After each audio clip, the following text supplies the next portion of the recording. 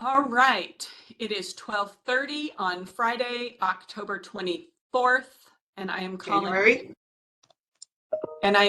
the January meeting of CT State Senate to order. I have begun recording.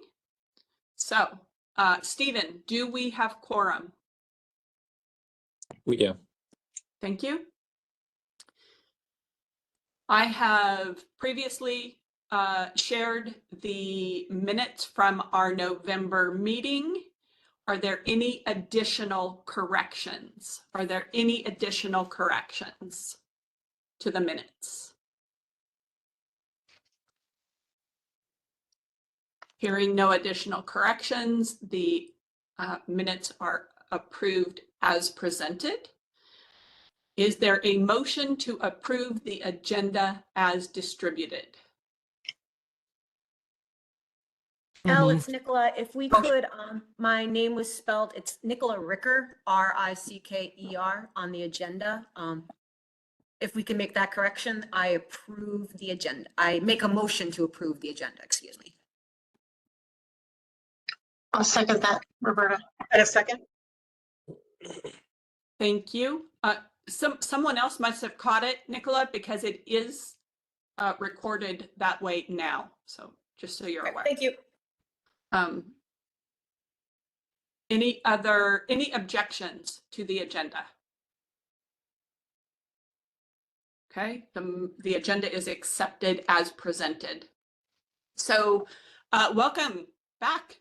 Welcome to spring semester. We are kicking off today. Hopefully President Viduka will tell us what our enrollment is and where those figures stand. And I want to take the opportunity to say that we have a lot going on.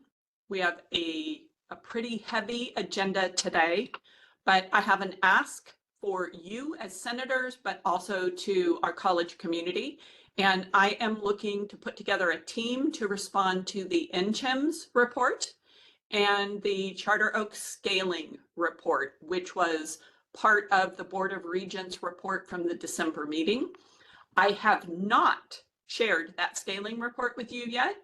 I thought that the reading load was plenty high, and I will be sharing it either over the weekend or first thing on Monday morning. Nonetheless, the perspective or the lens of analyzing and responding to the NCHEMS report, I think, is also a good match for responding to the Charter Oak scaling report. So if you are interested in doing a deep dive and responding to the NCHEMS and scaling reports, please email me and let me know. Participation is not limited to senators. So if you have someone on your campus who you think would be a really good match, ideally talk to them first, but you can also just send us both an email and let me know, hey, I think this person would be a great match. And then I will be putting together that team. It is not a subcommittee of Senate. This is the work will be submitted to Senate, and we will ask for your endorsement. But I think it is incredibly important that Senate formally respond to these reports. In the spirit of incremental improvements, I want to remind you of a few things because we are a little out of practice, but also share some new things. So the first ask is something that we have asked for. We have asked before, but I am asking again, and that is for you to self-monitor your participation. We need to have everyone participating and not just a couple of not just a few people reacting and responding to events presented on the agenda. So I am asking for you to self-monitor that. As you've already, as we have been practicing, minutes do not need to be voted upon, but the agenda probably does. And we use the method of objections to the agenda, and I will continue to do that. It still provides the opportunity for senators to amend the agenda, so that option remains. But that isn't, those are efforts that we are taking, that I am taking to move us through those administrative pieces relatively quickly. This, however, is new, and it is something that I once knew and I got away from practicing, and that is abstentions. I will not be calling for abstentions. So an abstention is a decline to vote. We do not need to register the decline to vote. We only need to register yays and nays. So we don't need to register. I will not be calling for abstentions. Anyone can abstain by virtue of not voting. And I know that that is a small change, but it could save us some additional time, especially on a meeting where we have a lot of motions. Discussions. I recognize that frequently the work of Senate in our presentations is for the benefit of the college. So there is no motion on the table, right? We are asking questions because it benefits the college itself. We will be closely monitoring time constraints. I'm watching the time clock click down right now, and I will call for someone to speak, and then all hands will be lowered, and I will ask for someone to speak from a different perspective. So we will be asking for alternating points of view, not repeated support or speaking against something. And this is really going to take some practice. In the similar way during fall semester that we collected all questions at the beginning, we will continue to do that. So it's not something that I expect I will adopt perfectly in the beginning, but again, hopefully we will make incremental progress together, and I encourage you to help me stay on track. And then the last item I want to bring to your attention is meeting preparation. So there is no policy or procedure that ensures that we are prepared for this meeting. This is really about personal responsibility and accountability to one another. But we have seen a significant increase in the number of questions or comments that are asked during the meeting that are explicitly addressed in our meeting documents. And that's really a tell that we didn't read carefully. So I am asking you to take the time to really do that meeting preparation, because I get a lot of emails from people who say, why is so-and-so talking for 4 minutes about X? And of course, I can't answer that question, but what I can do is ask you to be more careful. And what that might mean is rereading documents right before the meeting itself. It is not easy, and I am not suggesting it is, especially at our meetings when we have a lot of paperwork to read and digest ahead of time. It is an ask I am making of you nonetheless. So thank you for being here. And with that, I do have 2 minutes if there are questions, comments, thoughts, or concerns.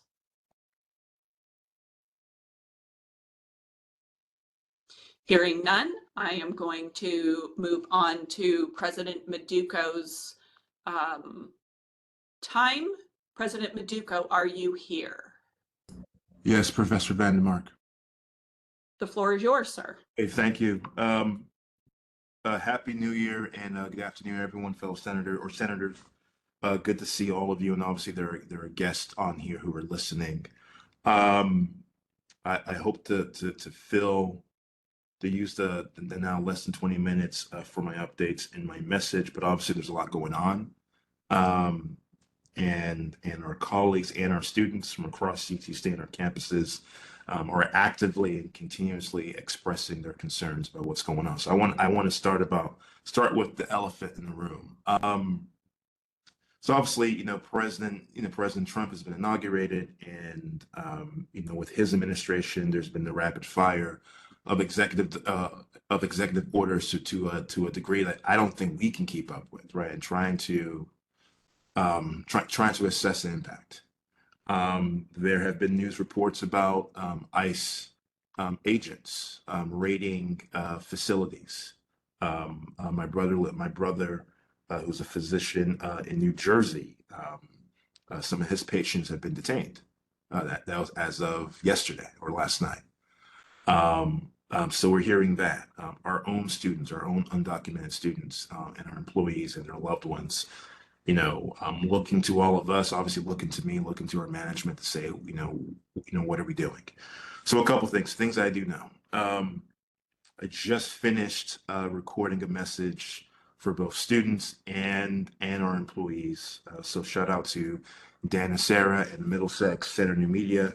So we are working to get that out college-wide. Two, I've been actively working with the CSCU System Office, Chancellor's Office, and our Office of General Counsel regarding this matter. Our General Counsel is literally having discussions with the Attorney General of the state of Connecticut about all of this, right? Trying to get a sense of, what are our options to better support our students, but also the guidance to equip us to be able to do our jobs and to fulfill our missions. There's the immigration piece, but I think there's a litany of things going on, right? Obviously, there is from a federal standpoint, it looks like the shuttering of all things tied to DEI, right? And that is scary, and we've seen that for probably the past couple of years in other states around the country in terms of just like, nope, it's illegal to mention the word. And now at the federal level, and per the president's administration, they're taking those steps. So there's a lot going on. And the feelings that have been expressed and will continue to be expressed by our colleagues and our students are all inbounds, right? And I'm not here to manage that. But I am here to unequivocally just make it clear as it relates to the mission and values of CT State. We support all students and all employees as it relates to their identities and lived experiences, regardless of their background, right? So that is race, that's gender, that's sexual orientation, that's nationality, that's politics, and any other way that individuals identify themselves, right? That is wrapped into our values. And we will continue to be committed to providing safe environments for people to both learn and work and develop, right? And we'll continue to do that within the bounds of the power and authority that we have.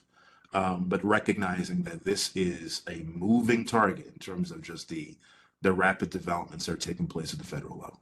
And I think now more than ever, we have to lean on each other. I know there's differences. I know there's challenges with marketing and facilities and governance and ACME and all management and finances, you name it. And I'm not saying those things are unimportant, but I am talking about the human element. I'm talking about people. And I think our people trump everything, right? And we are fueled by our people and will continue to do so. But I'm growing frustrated with what I'm seeing. I'm heartbroken by the heartache of others, those I know and those I don't know, right? In terms of just humanity. And what does that mean moving forward, just as a country, as a people? Don't know. I've shared this with some of our campuses. My mom was undocumented. So, there have been faculty and staff that have waved their fingers saying, Maduka, you don't understand. I said, you can call me a lot of things. Do not say that to me, right? Do not say that to me. I did not have a mother for 2 years because she was trapped in Nigeria and I was 7. I don't want to hear from anyone. And when I turned 18, I had to sponsor my mom to be able to remain in the country and her road to residency and ultimately citizenship. I've seen it. I've had family members deported. Right. I've lived that life. Right. Where mom and dad are in another country, the kids are here. That's how life is going to look like. I've seen that hell firsthand. And growing in Southern California, friends and loved ones in similar situations, right? So I empathize. I think we all empathize with the fear, and the word fear is being used by our colleagues and by our students, right? This is not about resolutions, ladies and gentlemen. Us getting on our soapboxes and us sniping at each other at our differences, because we're good at that. We are. I got a drawer filled of resolutions here. Maduko, there's a leaky toilet. Maduko, there's this. Maduko, this thing happened 5 years before you came to Connecticut, but it's your fault. Okay, cool. Right, I'm not talking about that right now. I'm talking about the people we serve and the people we work with. And how can we move forward? Two things happened recently. Last night, shout out to CT State Gateway. They had the grand opening and ribbon cutting ceremony of their Melton McAvey Equity and Social Justice Center, right? A big deal. And they had a guest speaker that was speaking to the principles and was not only Dr. King, but just the principles of humanity and people. And selfishly, I was just listening to his speech for myself, just based on what we're going through, right? He kept on saying, what type of people are we trying to be? What type of college do we want to be as it pertains to serving our students, but working with each other despite our differences, right? And despite our lived experiences, right? Moving and progressing forward. Earlier today, I was at the annual MLK breakfast at Central Connecticut State University. That's down the street from the New Britain building. And their keynote speaker was Nelson Mandela's grandson. So he was speaking to South African apartheid. And he was speaking to the caste system that was created, that if you were white, you were on top. And then he kept on going down.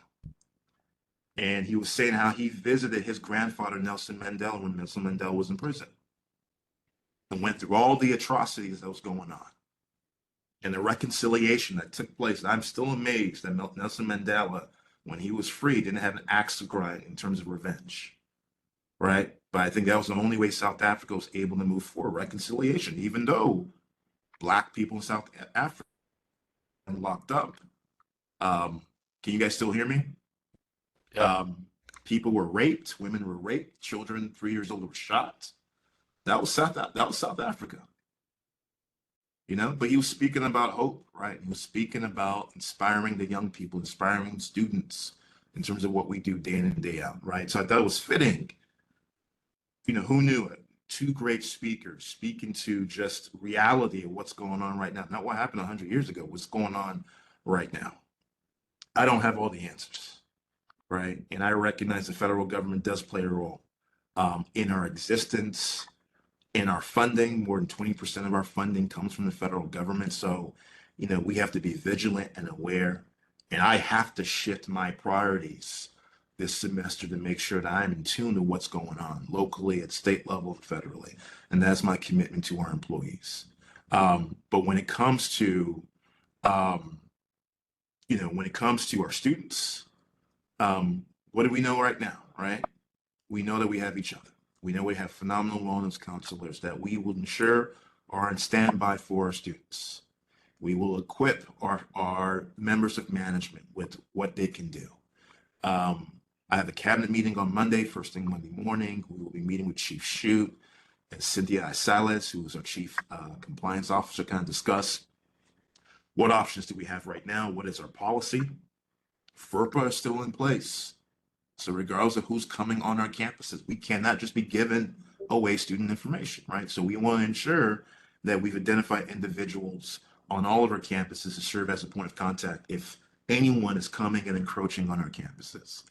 And as we know more, as we learn more, I will ensure that we are updating not only the college community, but I am working with our college senate, our official governance bodies in terms of what do we do, how do we approach it, but also for you to help me better understand and learn. What are you hearing from your colleagues and your constituents and your students college-wide, right? So that's what's going on right now. And Bonnie, I'll get to answering questions, right? This is a moving target. Again, I don't have all the answers, so we are trying to figure that out in real time. And also, too, as CT State, we are one of 6. We are part of a system. So when it comes to law, when it comes to policy, CT State cannot independently take an approach or take a stance that deviates from the whole, right? So the 6 institutions that make up CSU, right? We're in this boat together. So again, we're working with the system office, the chancellor, general counsel, and beyond to figure out what are our options, right? And so Bonnie, how we support our students now and our employees today versus tomorrow and so on, I'm sure that will evolve and change, right? So again, I welcome those questions. Let me finish my remarks and I want to hear your comments and questions. Happy New Year, a lot's going on. I want to kind of pivot to what's in store for us. We will be actively preparing for a NECHI visit come April. And there will be an update, I believe, in today's meeting, but ongoing communication updates college-wide and across our campuses as we prepare for the visit. Again, it will be the most complicated visit in the history of NECHI, so I will be meeting with the site visit chair later on this month to kind of sit down with her and kind of just give her an overview of this is CT State, this is who we are, and also help her kind of navigate their strategy on how to visit our campuses, what order they visit our campuses, and so on, right? So looking forward to that. Next, there will be an update about the ACT framework. So again, the ACT framework was issued by the CSCU Board of Regents as the North Star for CSCU, and the 6 institutions have to kind of align their current strategic priorities to the ACT framework, right? So our Senate members of management will be working together to kind of figure out an approach about the survey that will be going out next week and how we engage with all of our employees, about how we approach the ACT framework prior to my submission to the system office at the end of February. The biennial legislative session has started. And Hannah, I see that. I see the policy, so I appreciate that. And again, we're actively working with general counsel and other things to see if things need to be updated. So I appreciate that. The biennial legislative session has started, right? So it will be wild from now to the first week of January in terms of all things public vying for not only funding to sustain, but funding to invest in everything else. We have solidified, we're taking a new approach with the legislative events this year. Historically, we had these 12 legislative breakfast events. They would come to our campuses, they would engage, and then the legislators literally had to speed back to Hartford to do work. So we've decided to have a CT State Day at the Capitol. I believe that day is February 25th, but if I'm incorrect, I'm correct, February 25th at the Capitol. So we're going to start working on the details of what that agenda looks like and all those things. So again, looking forward to that, to speak to our value, to speak to what we bring to the table. So again, we'll update the college and all of you accordingly. And then lastly, Carrie Kelly and I, in partnership with the system office, all 6 institutions have been charged with working and submitting a 5-year financial sustainability plan, right? So work is going on now because we have to get that submitted to kind of articulate in detail how we get to fiscal sustainability at the end of 5 years. So again, a lot of things are going on. That's my short list, but I wanted to use my remaining time to add to the time for questions for our senators and for Professor Vandermark that you have for me. If I can't answer the question, we will record it, add to the list, add to the growing list of things that we know we have to seek the answers on behalf of you and on behalf of everyone across the college. So again, I appreciate your time. I appreciate all of you. It is challenging and confusing and wild times, but I really am grateful for that you guys show up always for our students, and you guys always show up for each other. That's something I've never doubted in terms of your self-advocacy, and we need that, right? We need that more now than ever with these uncertain times that are ahead of us. So again, thank you so much. So Madam President, I yield my time to you. Thank you. President Muguga, can you tell us what is enrollment looking like at this point? Yeah, enrollment. I'm not sure if Dr.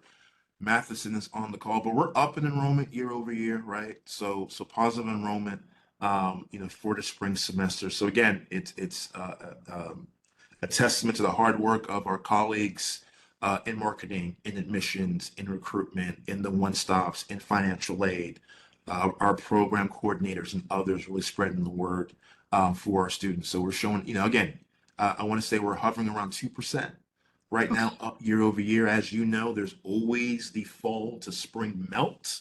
That's just natural for community colleges in terms of the number of students we're serving in this fall, right? It drops significantly in the spring. It's just nature, the natural phenomenon for community colleges. But year over year, we're up.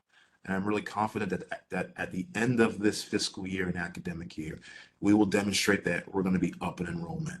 And blame L for force me on my soapbox when people bring up enrollment.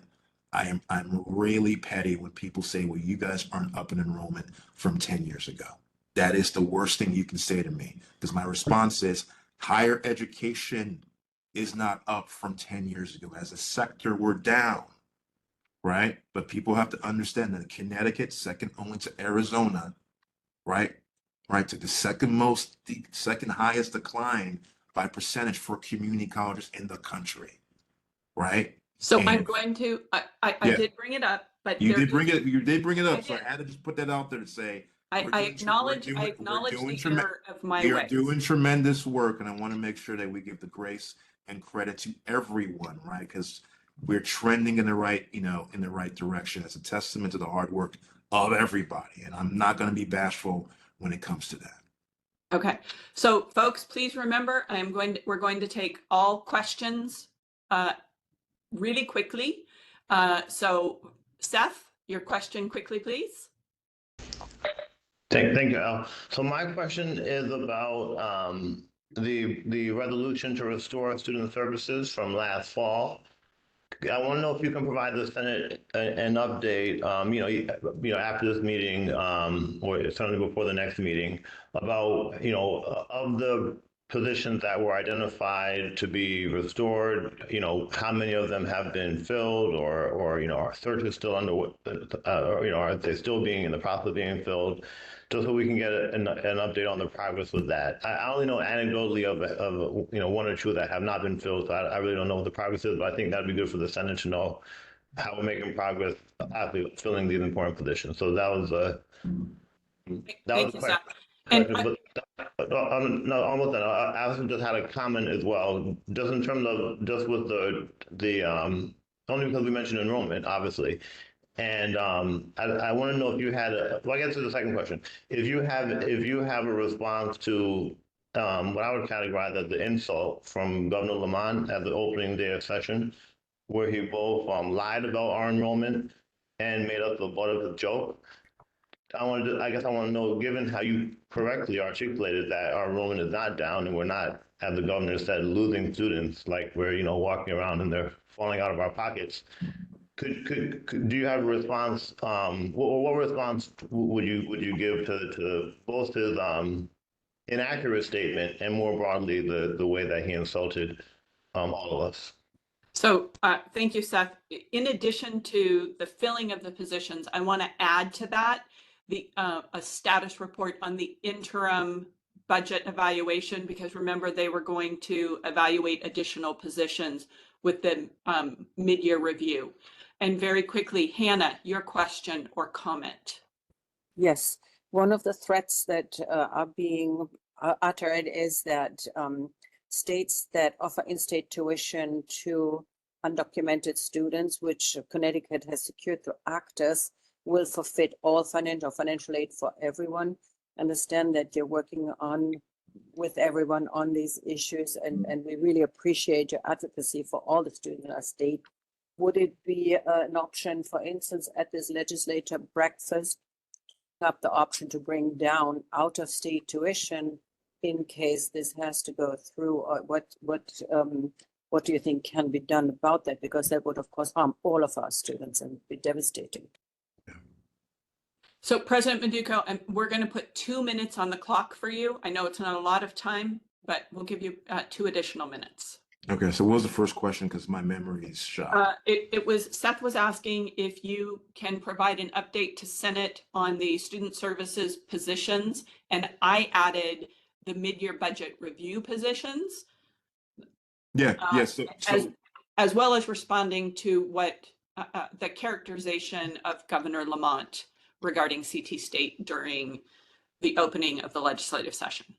Yeah, so in regards to the restoration of student services, that again was not ideal or perfect, but of those positions that were approved, we're moving forward with the the filling of those positions. Obviously, we have a search process, but it's not just positions.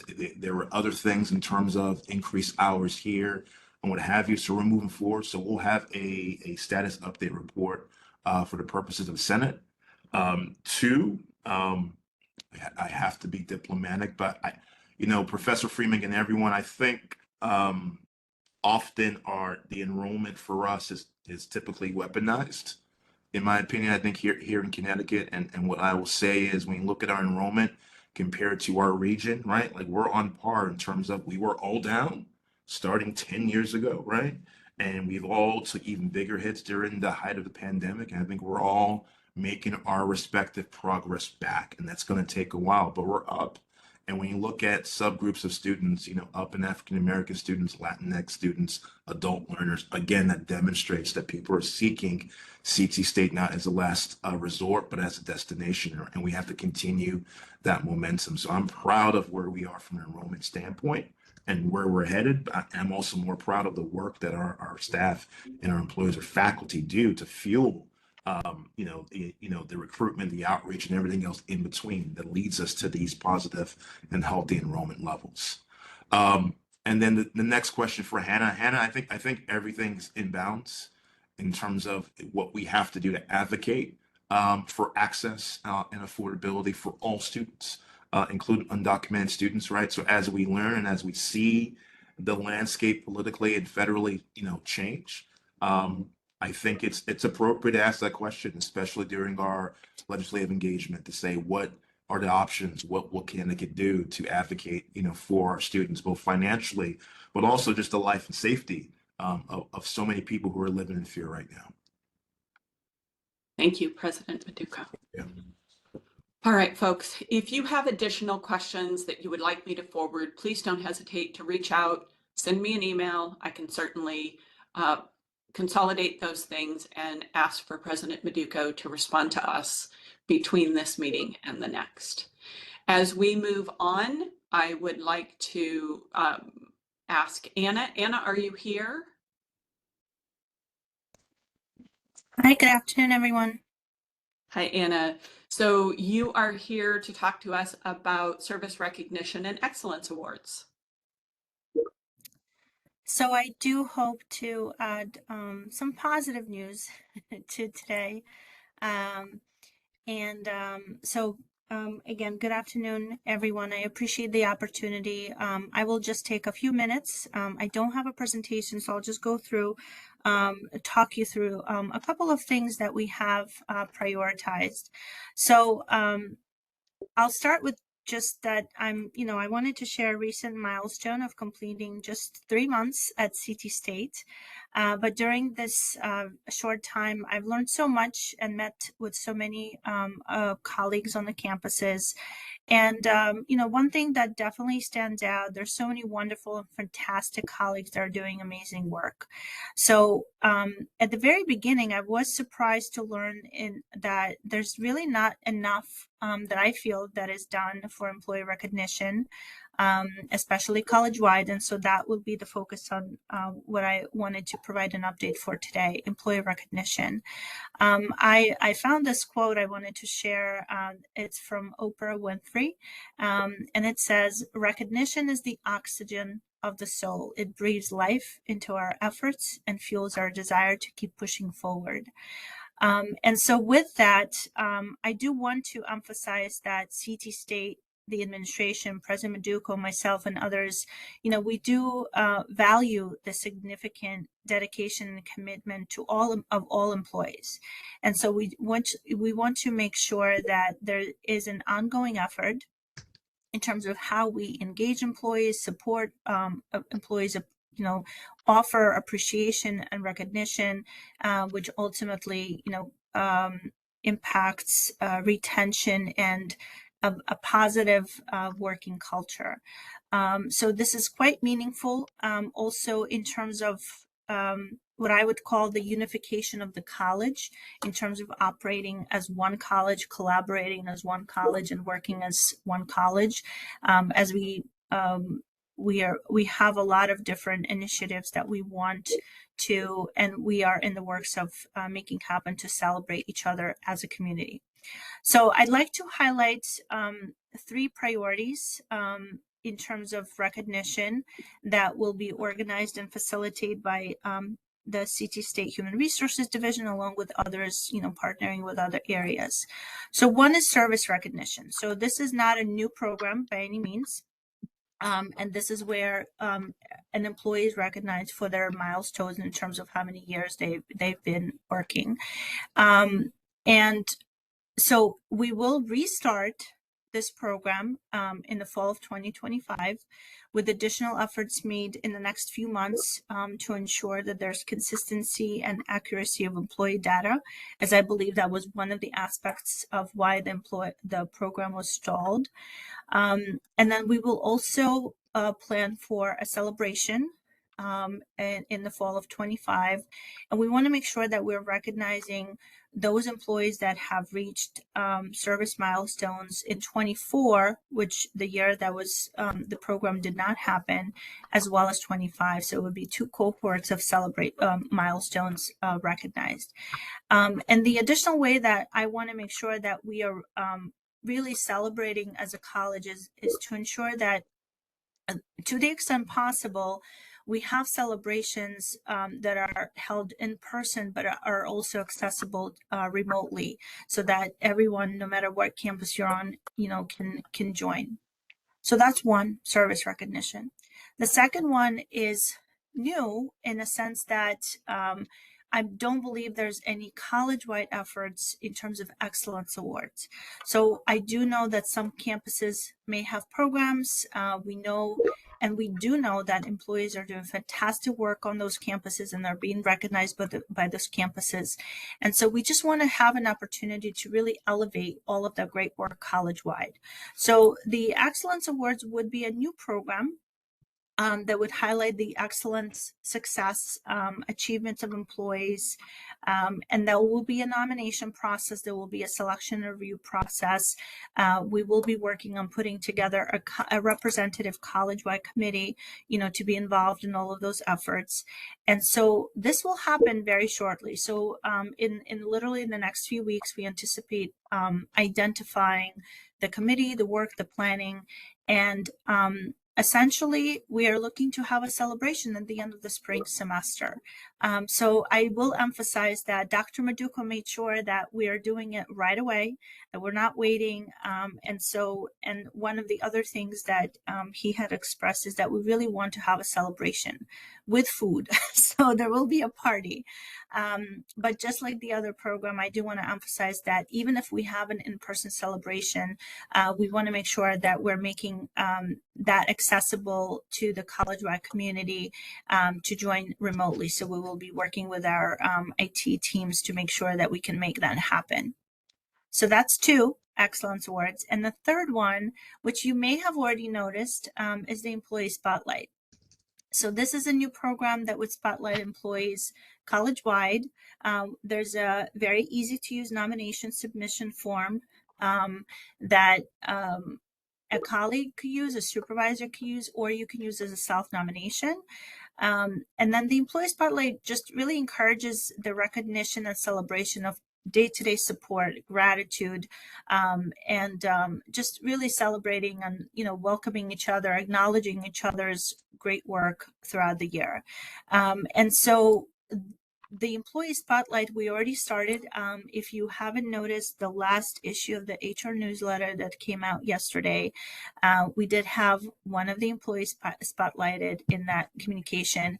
And so we hope to continue as we get nominations, we will continue to spotlight employees in future HR newsletters or other college-wide announcements. So that is it for me. I welcome any questions that you may have. Thank you, Anna. We appreciate that. All right, folks. If you first, before we go to questions, please remember, if you don't have SEN before your name, please take a moment to do that. We only call upon folks who have the designator. Are there questions for Anna? Michelle? Hi, Anna. I just had a quick question about the employee recognition nomination process. May a student submit a nomination, or is it just for faculty and staff? For so in terms of the employee spotlight, anyone can really make the nomination. If it's highlighting an employee essentially. So I think we welcome that for students. The excellence awards, I think because this is something that I don't want to decide on my own, there will be some planning in terms of a committee, kind of a planning committee or a nominations committee. So I don't want to speak too soon. I'd like to think that a nomination from a student will most certainly be not only recognized but valued. And so I would imagine that there even may need to be maybe a separate campaign in terms of student communications. And so we'll work with our student services teams to see how that happens. But personally, I don't see why that wouldn't be an option. Okay, great. Thank you. Okay, thanks. All right. Anybody else have questions? China, I see your hand, but when I called on Michelle, there were no other hands, and I want to make sure we get all the questions now. Okay. Yes. Anna, I have a question regarding the service awards. I noticed in the past that, and it could have been by data error, for service awards, there were some people who were missed for their service in years. It could be 10 years, 15 years. I was one of those. This year makes 25 years for me. But going back to what I was asking you, how are you ensuring that these people are not missed? The last service award I got was for 10 years, so that was 15 years ago. How do you ensure that myself and others are not going to be missed this time around? And as far as the employee awards, how do you ensure that it's not just a popularity contest versus someone who truly deserves a employee award? So there are no other questions, Anna. You can go ahead. Thank you for those questions. Those are really important. So in terms of service recognition, I think this is one of the reasons why we're not really able to sort of restart the program right away. We are working, or will be working in the next few months, with our payroll and data operations teams from HR Shared Services. Dr. Maduko even offered to support us with, extra help if we need to, in terms of making sure that we have accurate data. But even besides the data, I think we will also have, and this is just my perspective in terms of how I would like to try, is really working with employees. So if we have we have data, right? We have some data. It may not be 100% accurate, but we have some data. And so one of the reasons why it would be helpful to have extra support is for us to be able to communicate with employees perhaps directly and say, hey, we have you down as 10 years. Is this still accurate, right? I think one other aspect that we may need to decide as we move forward, that has been highlighted to me, is what exactly are we counting, right? And that's something that we will decide with in terms of the, whether are we counting all Connecticut public agency service, or are we counting only CT State, right? Things like that. That's just one of the questions. But this is why it will take longer, because we do want to make sure we try different ways that we capture everyone and where they are in terms of their service at CT State. In terms of the awards excellence, I think it's a very common concern. Are we just doing a popularity contest? And so there are a few different ways that we can structure the program so that it has mechanisms for us to really have benchmarks and different levels of review, right? So like I said, we will have a representative committee for planning purposes. We will have a committee to review the nominations. We will ensure that we are communicating let's say if there's a nominations period, we're communicating this to various different outlets, encouraging different campuses, different levels of support. I think the other part is the categories. We can have different categories so that we're ensuring we're capturing different folks, right? So maybe there will be one category for clerical staff. Maybe there will be one category for part-time staff. Maybe there will be one category for student workers. So we want to capture all. Yes, we are going over, and so what I will ask is that you maybe respond in writing, and I will share the response with Senate. Sure. I'm sorry. Sounds good. Sorry. Thank you. That's okay. Thank you. All right. So folks, we are going to we're going to be a little more vigilant with our time clock. We have a very full agenda. And the next item on our agenda is Mike Rook is going to talk to us about the draft NECHI report. Again, I'm going to remind you, if your SEN is not in front of your name, your vote will not count when we begin voting later in the session. Mike, are you here? I am, yes. Good afternoon, everybody. Thank you. So Joe, can you put 10 minutes on the clock because the time is evenly split between presentation and questions and answers. Sorry about that, Mike. You now have the floor. That's perfectly fine.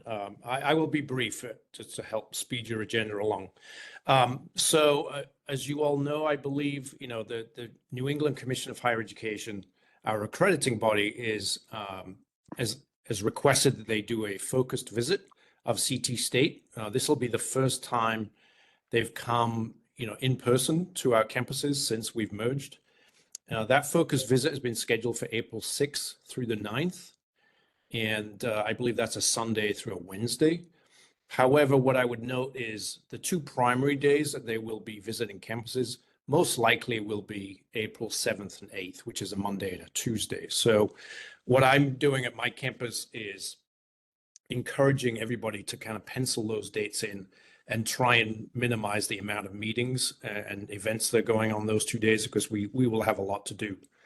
The focus visit report is under development. I'm not going to repeat everything that I shared in the document that I sent Elle, but there are basically 6 areas that they're going to focus on. Alignment and completion of math and English and where we are with that. Assessment of student learning outcomes. As you all know, that's a really big and continual focus of the commission. Progress on dual enrollment. Deficit mitigation plans on our enrollment and sufficiency of resources. So that's one broad area. So those are the 4 main areas. And then the 2 additional areas that come from previous letters from the commission is an update on the implementation of our strategic plan. And this one is particularly relevant to this group, is implementation of shared governance. And so that's the one I really wanted maybe to focus on in this session is, the commission's visiting team will want to most likely meet with either this entire group or a subset of this group. I'm assuming, because we don't know exactly what the team wants to see, but I would imagine that's a good place to be. And similarly for the Curriculum Congress. So, what I would encourage you to do is make sure that, everyone is available on those 2 dates again, April 7th and 8th. And, they will want to hear from you. And I just want to acknowledge Professor Jason Seabury and Professor Elle Vandermark, who have been part of our planning for this event, probably since last summer, I think. And so we're in good shape there, but we are waiting to hear what the team specifically wants to do. The letter from the commission does say that they are asking visits to all 12 primary campuses. And so logistically, this is going to be very complex, as President Duca already alluded to. So we don't know yet what the size of the team is, although we expect it to be quite large. But we do know the visiting team chair is President Ellen Kennedy from Berkshire Community College in Massachusetts, and she's very familiar with us. She's a commissioner, and she has been part of this journey for, I would say, at least 7 years. So I think we're in good hands with President Kennedy. So that is the update I wanted to share with you. I didn't want to repeat everything that I put in the report. I'm happy to take questions or open it up to President Manduca or Provost Hynek if they want to add anything. No, spot on, Dr. Rook. Thank you, sir. Okay, thank you. All right, so I'm going to remind folks, please raise your hand if you have any questions. We're going to take all the questions and then we will have a second round, time permitting. The only hand I see is Hannah's. So Hannah, go ahead and ask your question. I just have a practical question. They're visiting 12 campuses in 2 days. How is this going to work? That is the question. Yeah, so I think we're all trying to work that one out. The only answer I can reasonably is speculation, which is they're going to have a pretty large team, right? Typically, a focused visit team may only be a handful of people.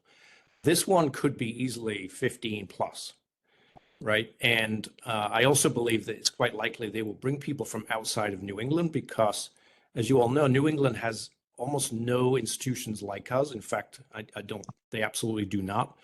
And, they will want to bring in people who are experts in multi-campus, singly accredited community colleges, which there are no others in New England. So I would expect people from Indiana and Texas, Florida, places like that where they have institutions like us. So if they have a team of 15 plus people, they may subdivide into teams of 3 or 4 and, then do multiple campuses in a day.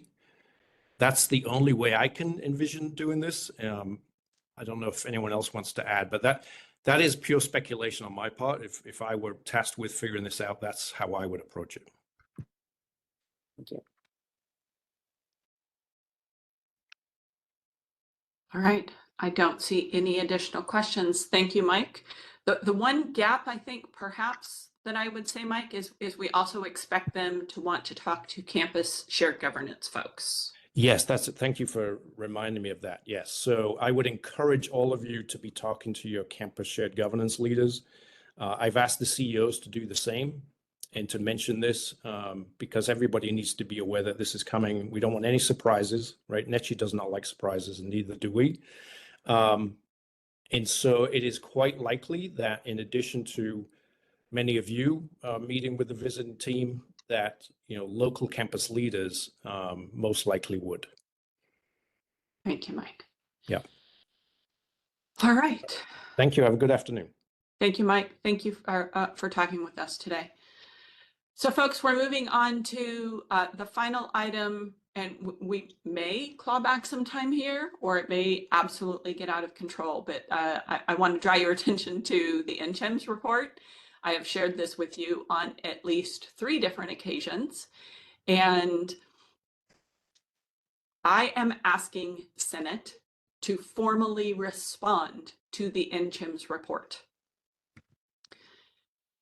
The NCHEMS report was commissioned by OPM as a result of an ask by the governor.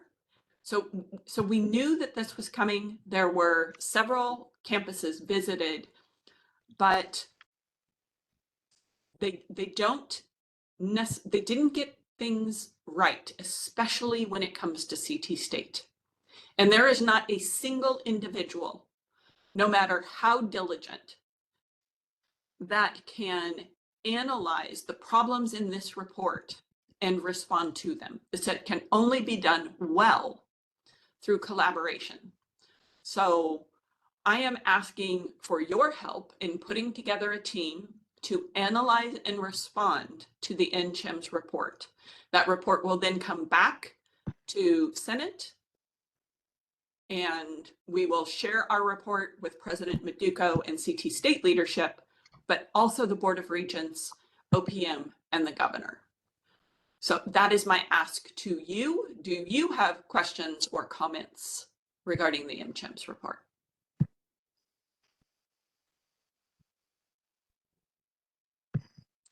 Nick? Thanks, Al. Quick question that I have.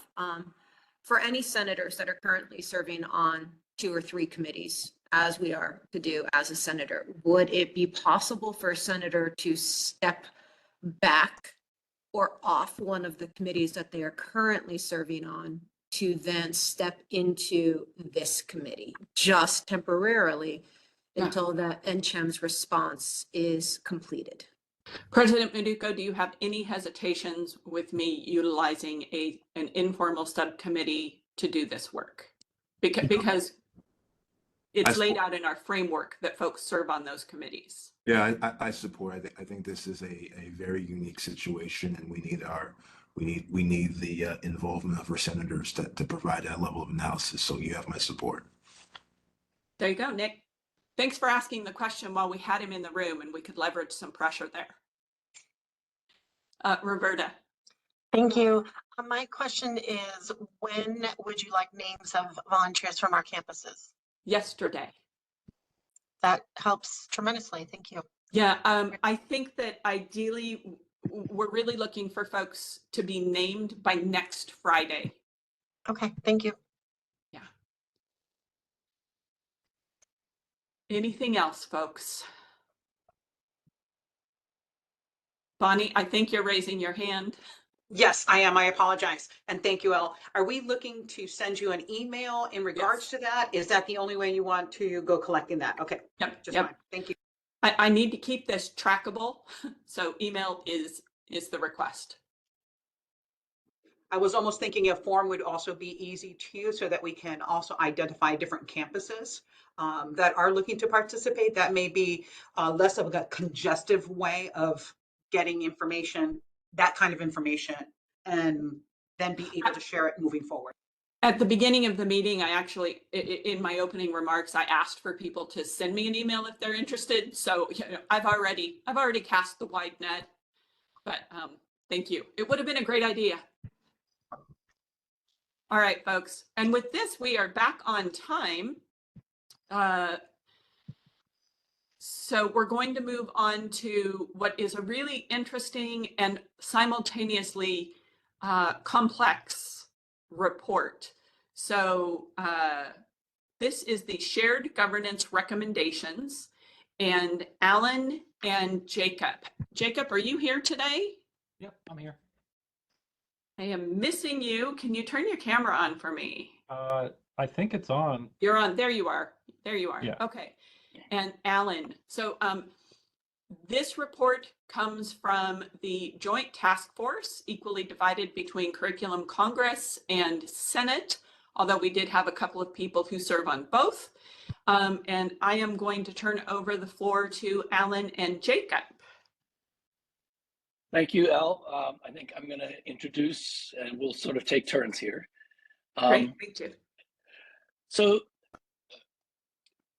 this, what we are proposing is a result of a fairly extensive process that began, I think it was in October, right? The Shared Governance Task Force meeting or summit.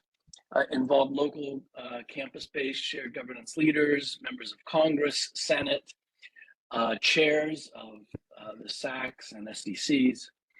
And we did a lot of brainstorming. This committee met at the end of that. We drafted, with the very skilled help of our committee member and colleague, Joseph Cullen, drafted a survey that went out to the entire college, faculty, staff, and management, and came back with some pretty strong conclusions. Nothing was unanimous, but there was a lot of sense that, in particular, governance over curriculum was too complicated. There were too many steps. The school area curriculum committees were redundant and burdensome. So we basically have been meeting on a pretty regular basis as a committee or work group, and have come up with some proposals that we would like to ask senators to bring back to their campuses. And at the February Senate meeting, basically, actually at today's meeting, we are going to need to decide how to endorse, whether or not to endorse these particular proposals. They're basically 4 categories. And so I'll go into that after we've presented, but we're going to be asking today for Senate to decide on the method by which endorsement will take place. Okay, so I think that's good enough for an intro. So for our first issue, has to do with policy, non-curriculum governance. There was a pretty strong sense that no changes were needed to the makeup of Senate. I think we're all aware of that makeup with faculty, staff, and at-large senators, as well as 2 from the college office and 3 students. Basically, so we're not recommending any changes for Senate. The question, however, about local shared governance came up because President Meduco, which I really appreciate personally, wanted to allow local shared governance to sort of be independent, let each campus continue with whatever they had. Apparently some campuses, though, do not have local shared governance bodies, and there's quite a wide variety. And so basically, we're asking this question, and we're going to be asking for feedback from your campuses and you. Should we just leave it as it is? And if campuses do not have local shared governance, then the CEO or deans can provide information and be a conduit? Or should we basically develop a policy that requires each campus to have a campus senate and with a majority membership consisting of faculty and staff? This is option B that you're looking at right now, with faculty or staff leadership. And members of the Senate would either be ex officio or formal members of that body. Now, for example, at Gateway, we have a faculty staff council. It's chaired by the chair of the faculty caucus, myself, chair of the staff caucus, my colleague Roberta. All full-time faculty and staff are members of that, voting members. And so that sort of meets this requirement. Some campuses have elected bodies with both faculty and staff representation. That would also meet Alan? Yeah, we Alan, have I to. want to point out that you've only got 5 minutes left and you still have a significant portion. So, Okay. So that pretty much covers this. Yeah. So but if you don't have that, or if you have 2 equal bodies, then it might require a change at the campus level. Thank you. All right. On the curricular side, this has been where some of the pain has been with people sending policy or curriculum through and running into issues. So at Curriculum Congress, it's mostly going to stay the same at that level here, but the membership is going to change. It's based on the number of schools. Right now, it's 3 reps per school, but the number of schools has changed from 6 to 4. So if we do nothing, the number of representatives on that will drop from, faculty representatives will drop from 18 down to 12. Alternatively, we could have option B, where we have 4 reps per school so that we would have still 16 faculty representatives. The remaining representatives would be the same. So that's option B. There's also consideration of trying to prevent from having like them all be math in that school or whatever. So take a look at that and consider that. For SACCs, there was broad agreement to try and get rid of SACCs. What you do instead, do you just get rid of them? Do you replace them with something else? We have a couple of options here. So the first is the default, just keep SACCs. Obviously it would change because we have a different number of schools. Second is you could have some campus-based review. So here you would have stuff start at the SDCs, go to a campus curriculum committee. You would have one on each campus, and then those would have some approval process and give feedback back to SDCs, and then only at that point, once incorporating all of that, would stuff be able to go into Curriculum Congress. So that's one proposal. Another proposal is, rather than requiring that each campus have a campus curriculum committee, you can still have campus feedback and allow campuses to do that how they'd like, but then send it to Curriculum Congress and require that Congress meet twice a month. One of the issues is Curriculum Congress has kind of run behind and not had enough time to do stuff. So add in a developmental meeting with the expectation that rather than just this final approval process that after months, now they turn it back and things are bad, they're involved earlier in the process, you surface those objections earlier, and then you're able to revise and incorporate them easier without it lengthening the process. So that's another option there. Campus feedback into Curriculum Congress development meeting with an option for fast track. So those are the three options as far as SACCs. Either keep them as is, go to this campus curriculum committee structure, or go to this developmental meeting of Curriculum Congress structure to try and accomplish similar things as far as incorporating cross-disciplinary feedback in the way that SACCs used to. And then lastly, for the SDCs themselves, the statewide discipline councils, we can keep the current structure.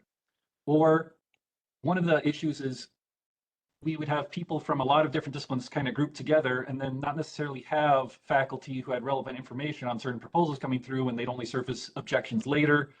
And so the idea is if you could have more groups and break stuff out a little bit more granularly, so that maybe instead of having theater and music together, you can have them separate. As one example, this would be developed in, the actual groups would be developed with the current SDCs to try and see how breaking that up would make sense. But this is trying to get some, we call them college discipline councils for the councils that would be made up of local DCs or PCs or chairs or whatever, so that you can still have that voting group to approve curriculum. And then you would also have college discipline groups made up of all the faculty for if you do need to make sure that everyone's informed or whatever, it's this other group that you can inform and consult. And so here, keep as is, restructure into CDCs and CDGs, college discipline councils and college discipline groups, with some sub options of either the college discipline groups, those larger groups, are only for communication, presentation, and discussion, or you could have a structure by which they have some approval process for certain things. And the details are in the document there. So that is that setup. There are a lot of options here. We need to make sure that we get buy-in to this and feel that people are represented. And so the ask from this is basically right now figuring out how you folks as senators plan to approve these things. I think it's advance it, Jacob. It's advance it. There you go. Yeah. Yes. So advance it, not approve. So I'll jump in These are here. recommendations. Thanks, Jacob. I'll jump in here just to finish up. So the committee considered 4 options. The option, and several of them were very close. We did a ranked choice voting system. The option that did get the greatest weight was having senators consult with their campuses and then promise to represent their constituents' wishes, right? So we would come back in the February meeting and vote on each of these 4 choices, 4+ choices. Vote based on, the feelings of the campus. Second choice, which would have local campus governance shared governance bodies vote, and then we would look for a majority of those to approve or not these proposals. Third choice was having local popular elections for each item. Each campus would then get 1 vote. So the popular election would be in place of the shared governance group, since not all campuses have that. And then the 4th choice was a college-wide popular vote that I guess would be done sort of like a, via email through a poll or something like that. So that's what we need to decide today. How do we want to endorse or advance these proposals? Thank you. And Jacob, if I could just come back to you. Yes. Curriculum Congress. Yes. So Discuss Curriculum this. Congress, sorry. I didn't have as much time as I planned. Curriculum Congress considered specifically the Curriculum Congress portion of it today and approved via, I can even throw this over here.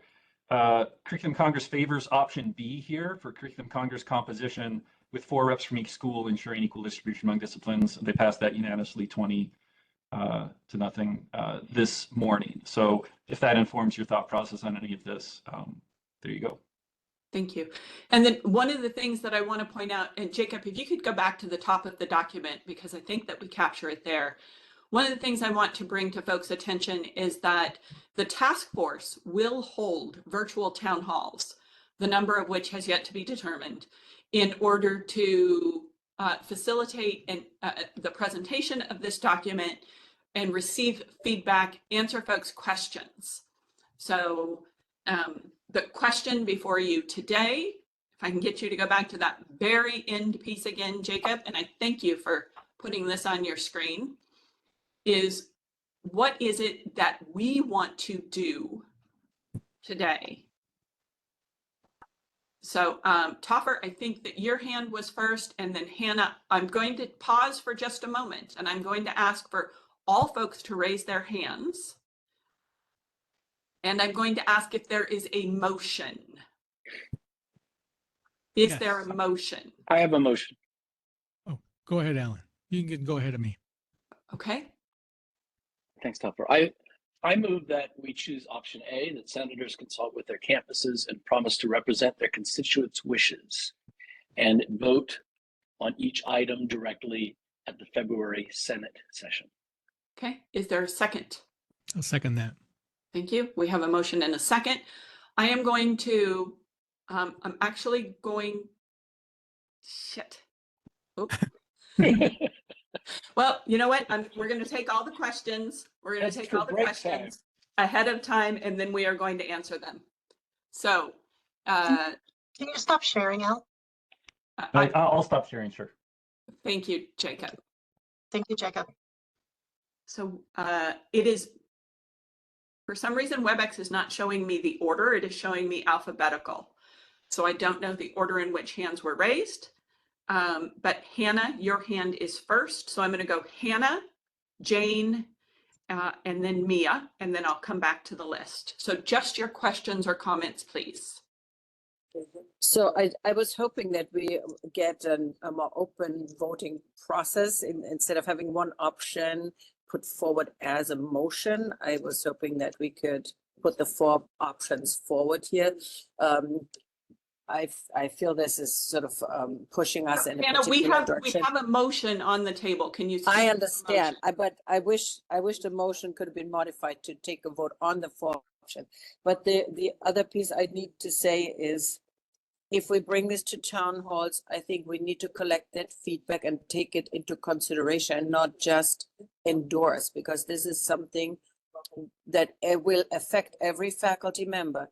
They're voting, they're moving forward, curriculum is at stake. And I think we need, if we get substantial feedback, we should take that into consideration in the committee. Thank you.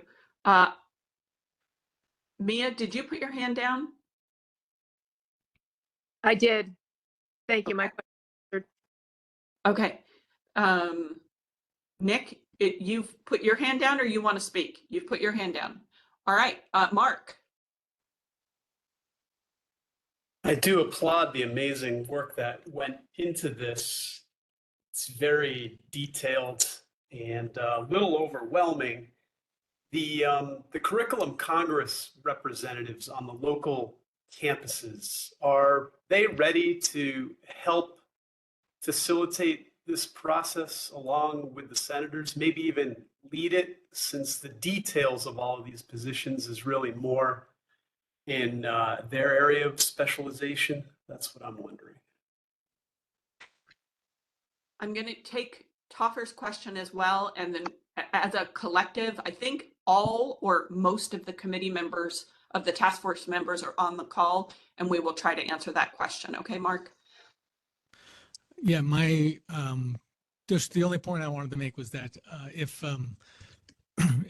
right now the question is on whether or not we just choose vote or method number A, letter A, number 1. If, however, senators would prefer to do some kind of plurality style voting, dropping the lowest option each round until the method obtains a majority of votes, or something along those lines, then I'd be, ready to move that, make that motion. Well, After Tucker, the if failure of this this. motion fails, we Yes, would move that's what to I'm saying. something else, right? If this motion fails, we would move. Exactly. I'm just reminding people that you can vote against this one option if you want to have a different method of voting. And I have a motion ready if somebody wants, if we're ready for that. So, so the current motion on the table is to accept A, and Riaz and then Nick, please both state your questions. I guess not really a question, but really an endorsement of Topher's comments. I do like the idea of ranked choice voting, and so I would choose to not support the current motion so that we can move to an alternate motion on methods of voting. Thank you. Nick? I'm sorry if I'm being obtuse. Can you please tell me the granularity, the differences between option A and C? Because for me, they seem the same, right? Senators are In what consulting area? with the. Oh. Yeah, for the Senate, for us, for our endorsement methodology, right? I see 39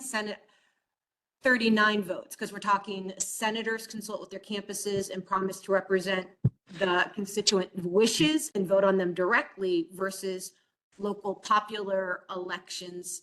And it would be each campus just gets the one vote. Is that, just to be clear on this? I can answer that. Campus. Oh, go ahead, Jacob. So some campuses don't have the same structure. For example, QV has a separate staff senate and faculty senate.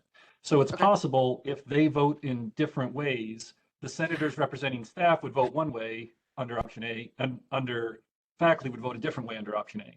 Whereas in option C, it would be just one vote for the campus, and some campuses like QV that don't have a way of doing that currently would have to ad hoc a way of doing that to get what the actual full campus vote is. Okay, thank you. I just wanted clarification on that. I appreciate that. Any additional questions or comments? Seeing none. Stephen, can you read the motion on the table?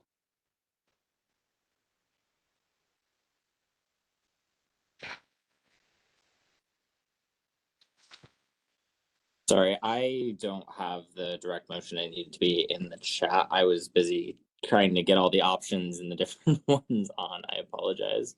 If Jacob could put I basically read option A, so if Jacob wanted to put it back on the screen. So the motion is that there are 39 votes and senators consult their campuses and promise to represent their constituents with a direct vote at Senate. And I specified February. At the February meeting. Thank you. So that is the motion on the table. All those in favor, please raise your hand. All those in favor, please raise your hand.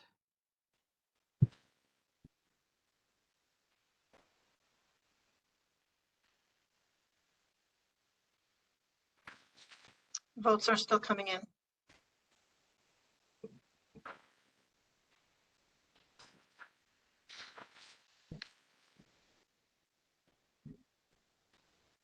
We are hovering at 17 votes in favor, Al. 17 in favor. Thank you. Okay, folks. Let's lower all hands. All right, all hands have been lowered. There's 17 in support. All those opposed. All those opposed.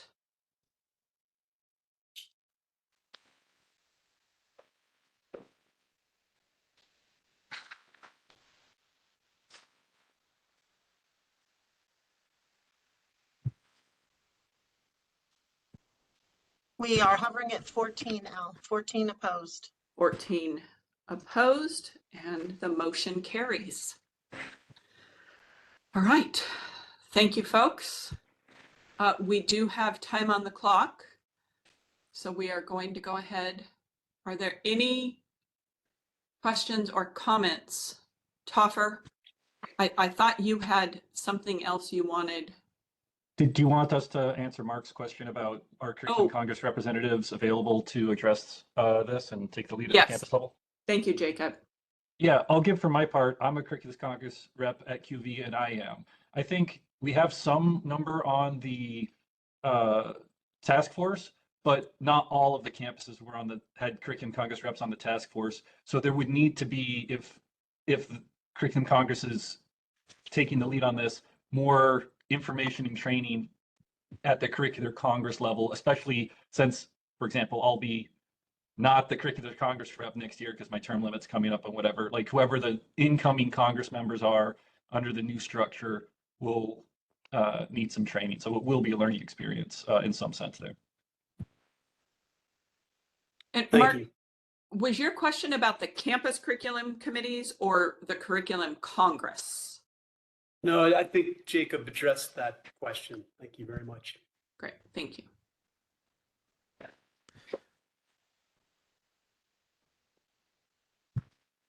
Okay, all right.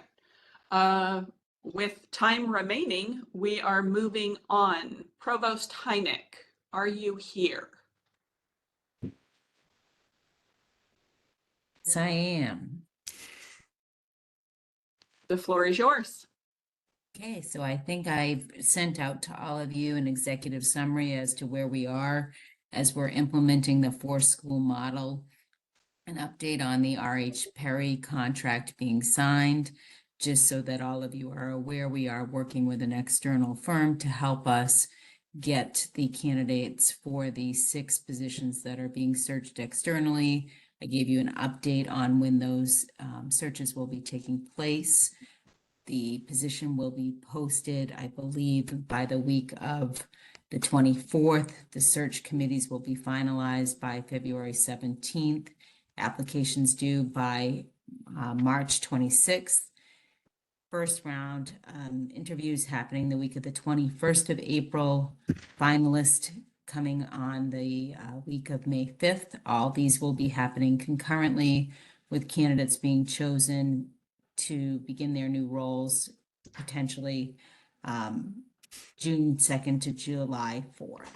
And then just an update on the Disability Director of Accessibility and Disability Search, that's ongoing, and we anticipate that to be conducted this semester.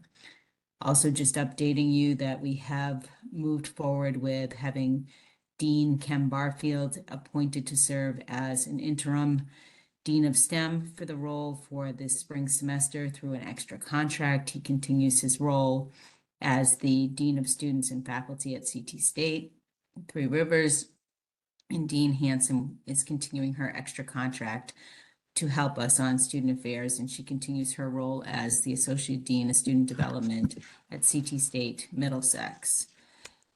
Based on the feedback that I've received to date on the 4-school model, just reminding folks that the concern that I heard was specific to the Human Services program. They requested the TAP program for sociology to fall under the Nursing, Allied Health, and Human Services area. I have moved that. So just so that you're aware, I have taken that feedback into consideration. I do plan that in the spring of 2025, I'm planning to convene the department chairs and program coordinators to work with them to further refine the department's programs and disciplines and divisions within each school for marketing purposes. And we will be working with marketing and with the department chairs and program coordinators to ensure we're ready for the marketing push for the fall semester with new website pages. As you know, the college is also continuing our work with assessment fellows. I anticipate those announcements will go out on Monday. I'm working with Joe Cullen on that. And I think those are the major updates that I think you should know on the 4-school model, and I'll take questions at this point, Al, just for timing purposes. Thank you. And Provost Heineck, you're asking Senate to endorse this today? Is that correct? Correct. You are. Okay. Folks, I will take questions.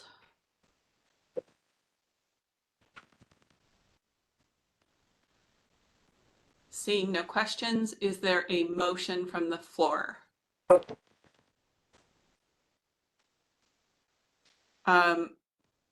Christina, and then Hannah, and then Sorry, Seth. I think I do have a question. Were these things shared with us previously? I'm so sorry. Okay, then I'm This was out of- presented, okay. Christina, this was presented in November, and then we had Okay. some additional information in the SharePoint. Okay, my apologies. Yeah, my apologies. And we had 19 documents, I think, for today, so. Hannah? Sorry, we had some, so the time frame until December was, of course, a little unfortunate because people were busy getting their grades in and so on and so forth. There were faculty asked questions about who else was consulted regarding this four-school structure and wanted clarification in what way particularly the four-school models was going to foster a strong sense of identity, scholarship, and community, which was, I think, one of the things described as one of the positive outcomes. So there were some questions about that.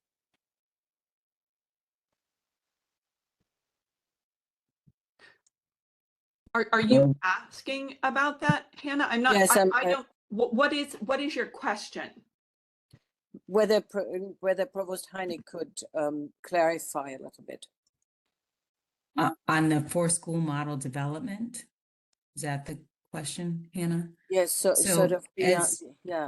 Yeah, as you guys remember, coming into this position, there was a lot of concerns raised about the number of administrators, the school dean concept, and what I did was I took a look through what other institutions nationally that are at our size, as well as our current public universities and how they are structured by schools.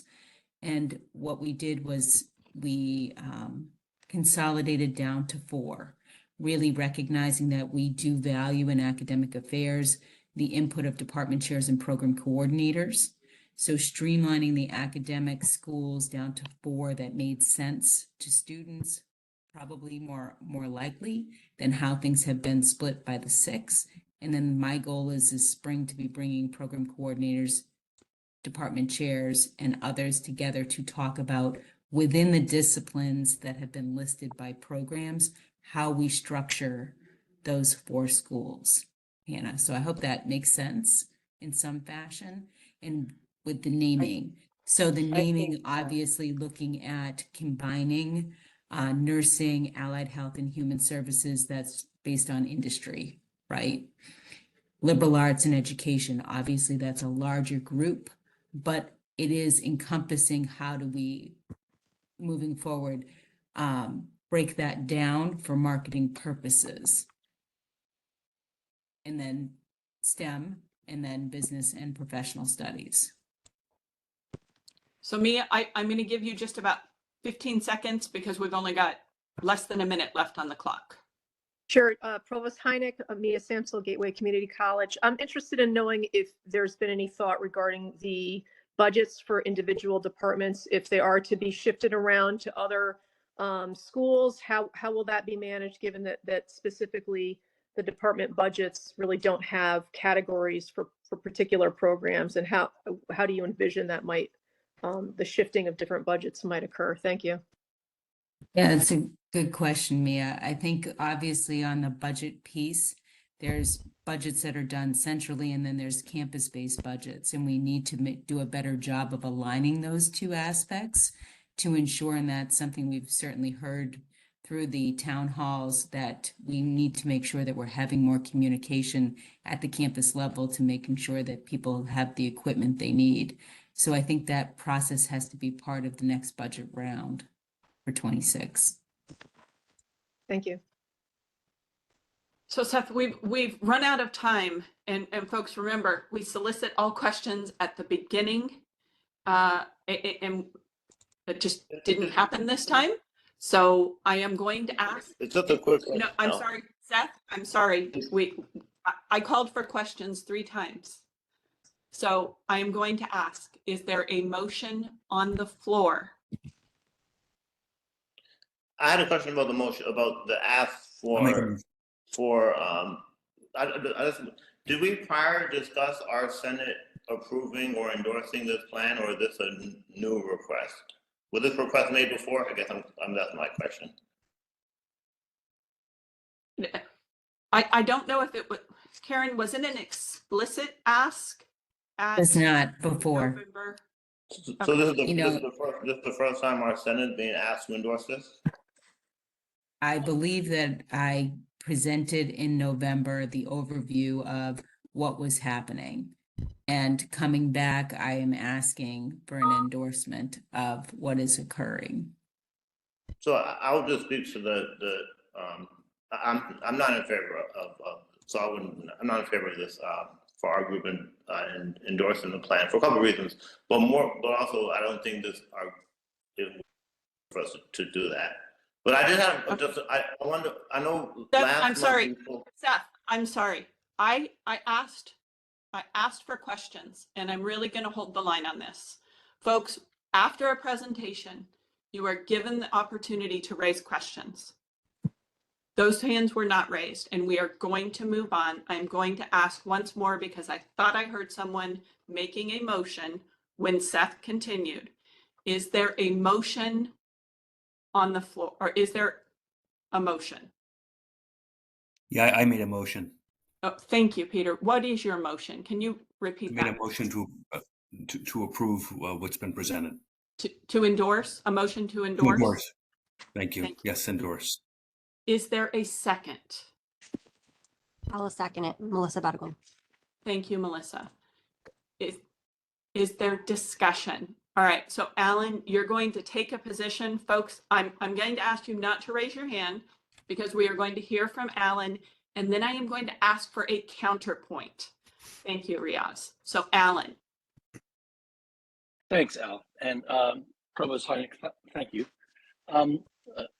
I recognize, we recognize management's right to make this change. And I appreciate the fact that you did reach out to us regarding the organization. You were responsive to some feedback, and I respect that and appreciate that. I do need you to know that the Gateway Faculty Staff Council voted to ask its senators to not endorse this, and for the following reason. And there's a written statement, so I'll just read it. The Gateway FSC has voted against endorsing the change to school structure. We also acknowledge that relevant permanent hiring decisions and official announcements preceded the request for endorsement. As such, the request for Senate endorsement holds no weight and constitutes only the pretense of shared governance in violation of NECHI Standard 3. So I, and I believe my colleagues from Gateway, will be voting against the motion to endorse. Thank you. Thank you, Alan. So this is speaking against the motion. Is there anyone who would like to speak for the motion?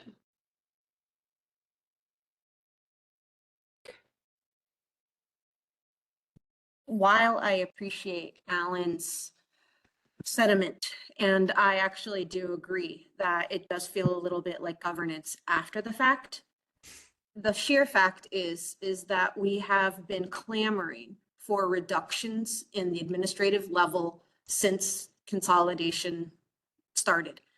And now that we're getting it, we seem to be unhappy with it. So I feel that we are getting what we've asked for and that this is a reduction in the administrative level. Thank you. Okay, is there anyone else who wants, Joe, are you speaking against the motion? I'm actually speaking in the middle. If I could take that position. I will allow it. Thank you. Thank you, Madam President.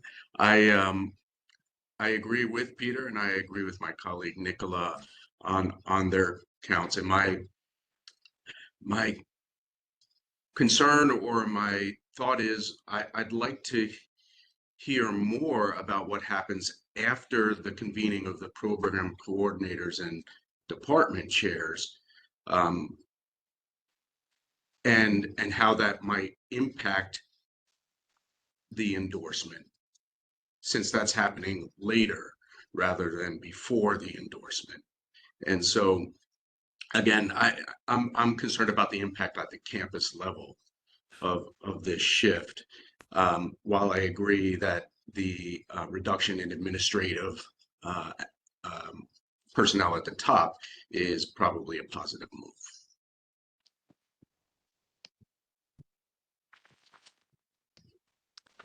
Karen, do you want to respond to that question? As far as what the program coordinators and department chair meeting will be like, or, I mean, I anticipate, I think what people probably have seen from me in the last several months is I do bring people together and try to get input from our colleagues on the faculty side and on the Senate side, no different than we just held the ACME Summit, to try to get feedback from folks on what aspects of the policy needs to be relooked at. So as we are moving forward, because obviously we need to hire people and there's a process to doing that, right? And the restructure piece, I still want buy-in and input from the faculty and staff in the design of the schools as we move forward. I think that that's an important concept and necessary for its ultimate success. So that is why the department chairs and program coordinators will come together this spring with me to ensure that underneath the schools, as we start to look at how do we group disciplines, departments, and programs, I think that is something that needs to be decided that way. Thank you, Karen. So Seth, Riaz, and Hannah, I recognize that I have lowered all of your hands a couple of times, but here's where my dilemma is. We are trying to manage speaking to the motion and against the motion. And if your hands are just up, I don't know what you're doing. So I am trying to manage that. And I'm also trying to call for questions at the same time. So I am not arbitrarily lowering your hands. I am trying to facilitate the balanced discussion. So Seth, Riaz, and Hannah, do any of you have a question for Karen? So Hannah, go ahead. Thank you.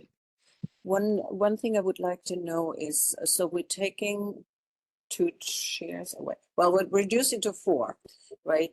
Are any additional other positions going to be created approximately at that level? For instance, for dual enrollment, if it is a financial decision that would sort of use up that again. Hold on, Karen, before you answer that, I think I have a point of clarification, because Hannah just asserted 2 chairs will be eliminated. But that is not what you have previously said. You are not eliminating chairs at the campuses. No, not campus, sorry, deans. I was talking about deans. I misspoke. Oh, Deans. okay.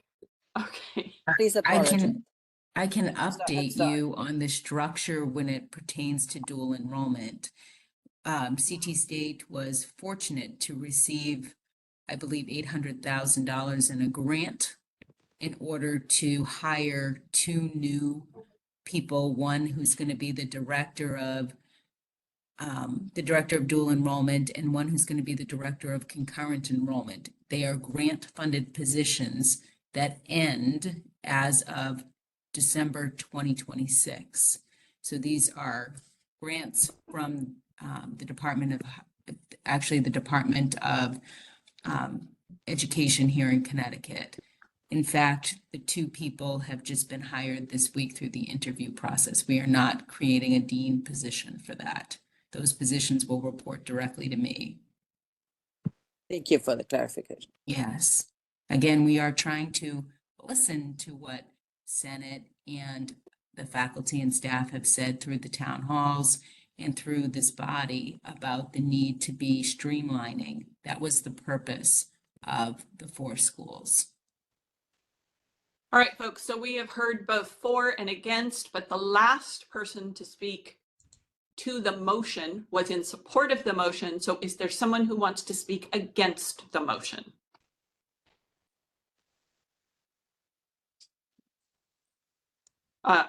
Riaz. Yeah, thank you. Norwalk does oppose the motion, and we do agree with Alan on the governance component of it, but I think we also have an objection to the substance of it as well. We're all in favor of streamlining, and it certainly does look like 6 down to 4 is a reduction. We're a little skeptical about any additional hiring that's going to take place that may mitigate that. We recognize that this is going to create some issues which are already, I think, in part being addressed in terms of curriculum, that perhaps the scope of each one of these schools may be overly broad. We have concerns about flexibility and changes in curriculum.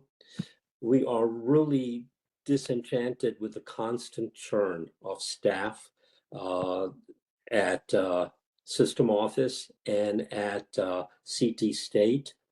And I want to read you an excerpt of a goodbye email. Riaz, we are over time, so I am going to ask you to curtail your comments. Yeah, let me just read one excerpt off of DiMatteo's goodbye email. Although I did not expect to leave so soon, I need to be in a stable and secure position for me and my family, and that was just not happening here. I think we've created constant churn and change that is just destabilizing. So we're not really in favor of any of these changes. Thank you, Riaz. Is there anyone else who would like to speak to the motion, in support of the motion?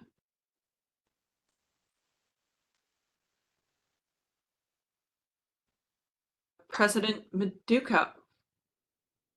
I mean, obviously, I don't have a vote in this, but I will quickly speak to, obviously, we're also facing a lot of financial pressure.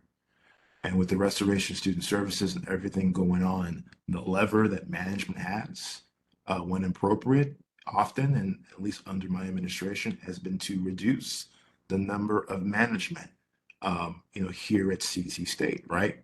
So we can free up resources to the best of our ability towards things that our students, serving in academic. I agree in terms of the churn. I agree in terms of the disruption. But at the end of the day, if I'm choosing management over, students, and employees, it's a very easy decision, for me to make. And we will continue to do that as we continue to feel this pressure, from the outside, trying to maximize what our faculty and staff are doing. Unpopular as it is, we have to continue to make these difficult decisions. Thank you, President Meduco. All right, folks, it's time to vote on the motion. All those in favor of endorsing the academic restructuring, please raise your hands now. All those in favor, please raise your hands now.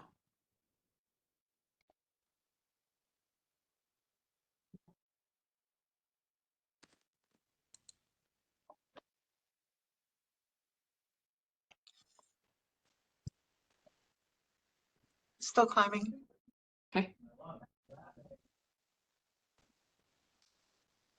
We have been, oh, hold on.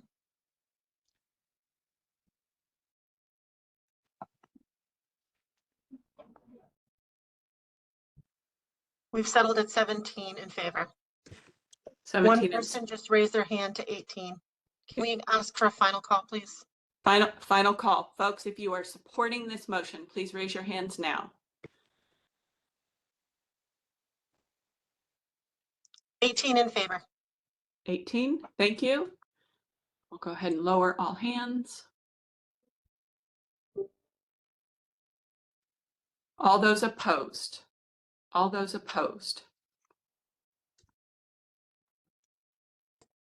Ella, I want to make a note that there were hands up that do not have senator before them. So are we sure that all those hands are senators that are raising them? The only one I saw was Joe Cullen. The only one you saw was Joe Cullen, Toffer? So Joe is a senator, but Joe, I'm going to ask you to go ahead and make that correction now. We've been hovering. We have Mia also. I'm sorry? I apologize. Let me see if I can correct that. Yes, Mia is also a senator. So Mia, if you could change your handle. I thought I had added to those two individuals earlier. I thought I had two. It disappeared. Not saving. We are still hovering at 10 opposed. We're still hovering at 10 opposed. Okay. So the motion carries. Senate has voted to endorse the restructuring of academic affairs at CT State. All right, folks, it is 2:15. We are going to take a break. We're going to take a 5-minute break. We will return at 2:20. We will return at 2:20 and we will take up the item of access, completion, and talent. Elle, before you go. Yes, sir. How do I change my name?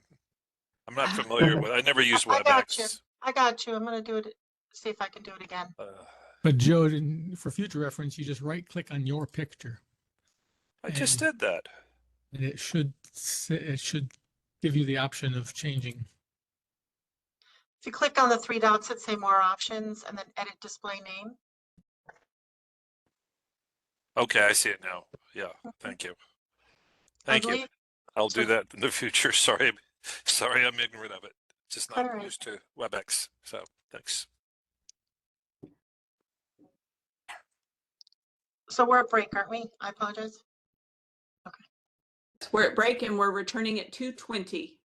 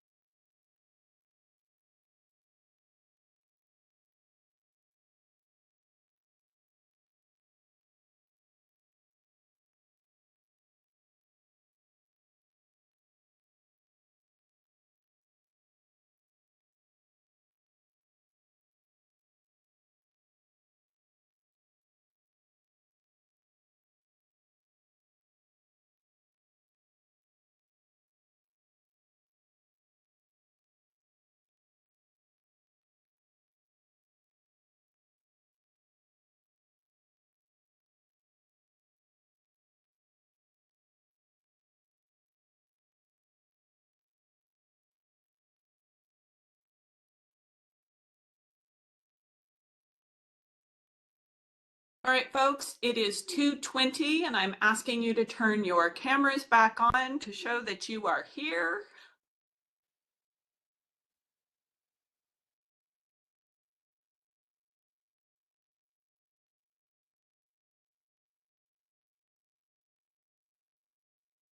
All right.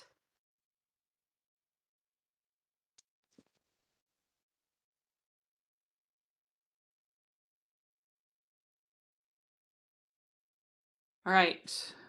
Still see a lot of folks haven't made it back yet.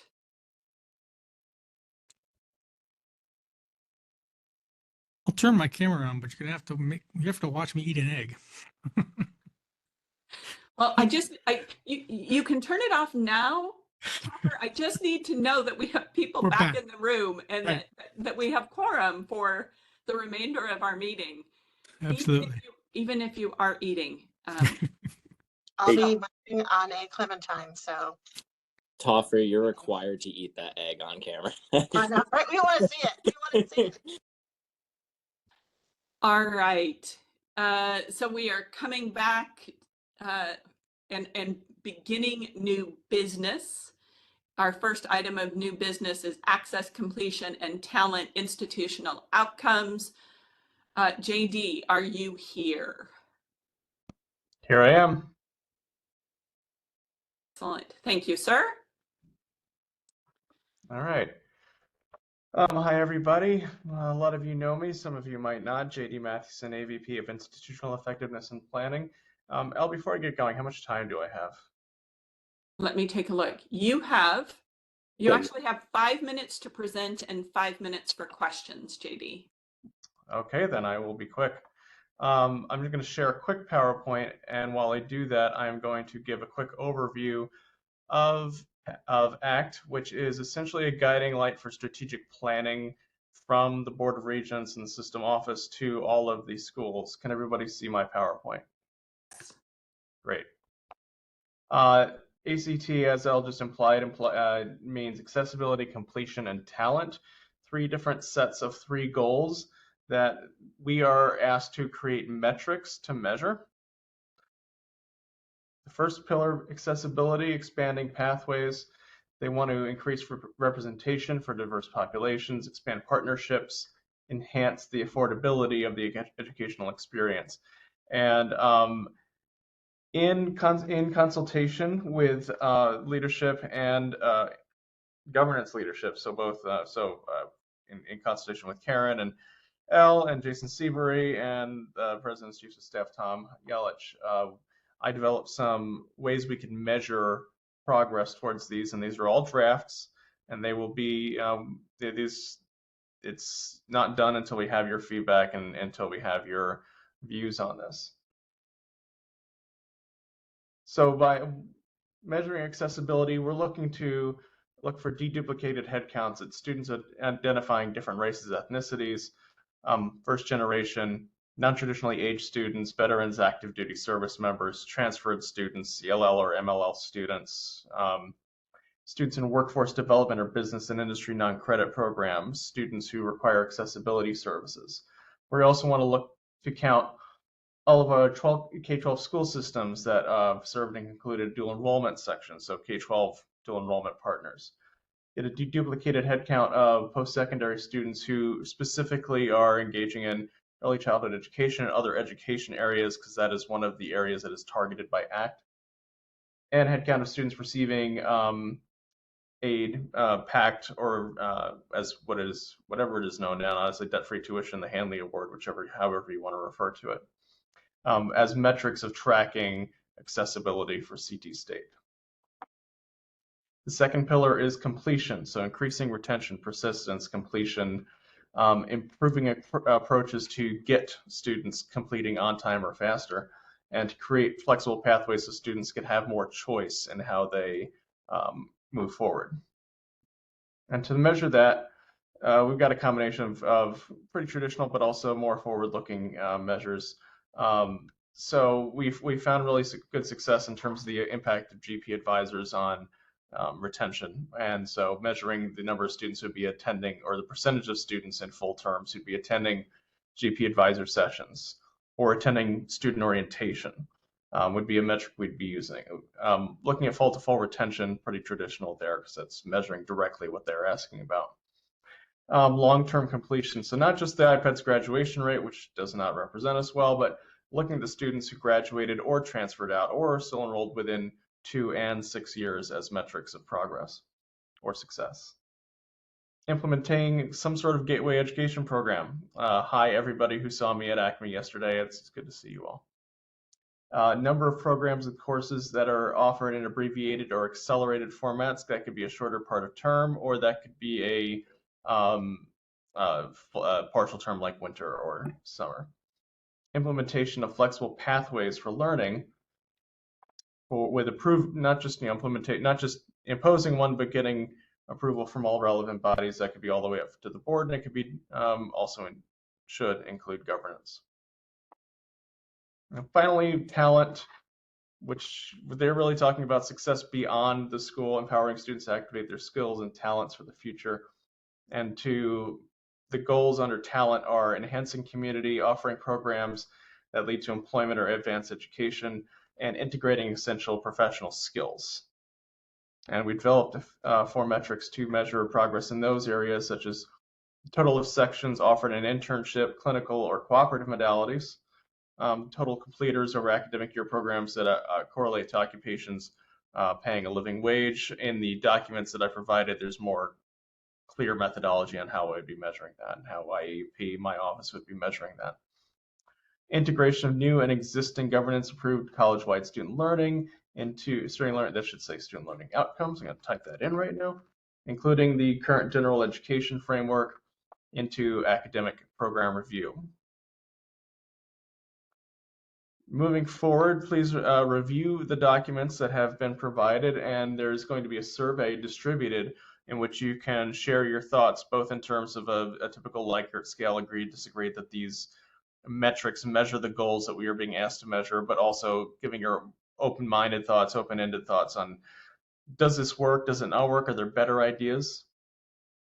This is not our strategic plan. The strategic plan, the transitional strategic plan is sunsetting, and we are evaluating progress that we made in that area as we speak.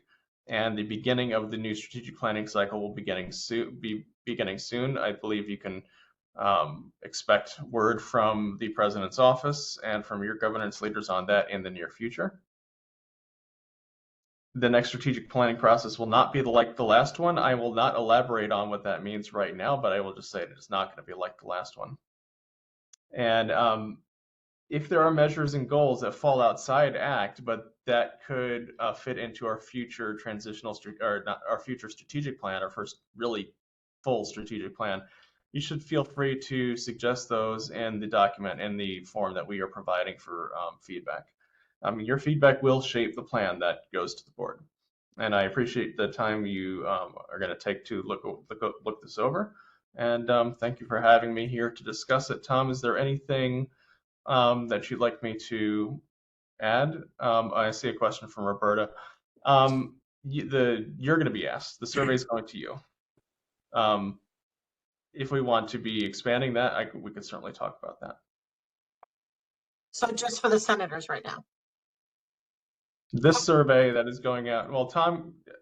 So hold on, JD, because I want, if you could take down the PowerPoint. Sure. Tom, is there anything you want to add before I solicit questions from senators? No, thanks, JD. Just from a process standpoint, yeah, the survey on Monday will be going college-wide, so we can get input. We'll be updating cabinet on Monday as well, to empower them to go back to their local campuses to discuss the student outcomes that we have drafted. The survey, when it goes out Monday, will be up, I think, for 2 weeks. So folks will have 2 weeks to weigh in, after which point we will assess the feedback to help inform the proposed set of student outcomes that we need to present to the Board of Regents by February 28th. And Tom, you said it was going to cabinet. It's going to cabinet with an explicit ask that CEOs take it to the campus shared governance as well, correct? Yeah. So we will let them know that the survey will be released after cabinet Monday afternoon. and then encourage them to go to their local campuses as well for discussion. But everyone will have an opportunity to weigh in.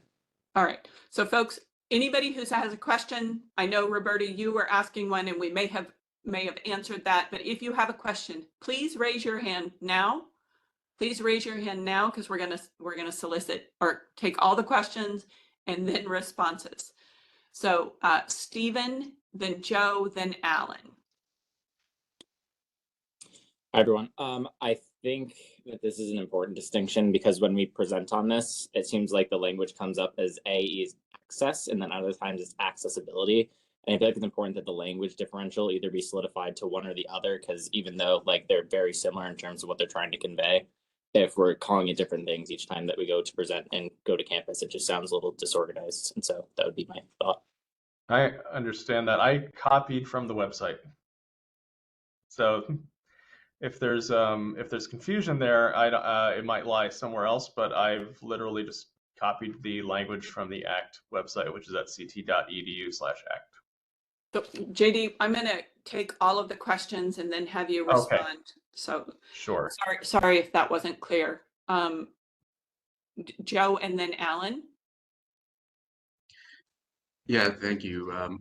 The question I have is, will the feedback, concerns, suggestions be made public so that people can get insight into that before decisions are made on the proposal? Thank you. And Alan? Thanks. I will be brief. I have permission to share this story from my daughter, who was a student at Manchester Community College, dropped out before getting her degree, got married, had 3 kids, became a single mother, and 10 years later, completed her associate's degree and now is in a bachelor's degree at Charter Oak. Ella, you know, I shared this story with the governor, right?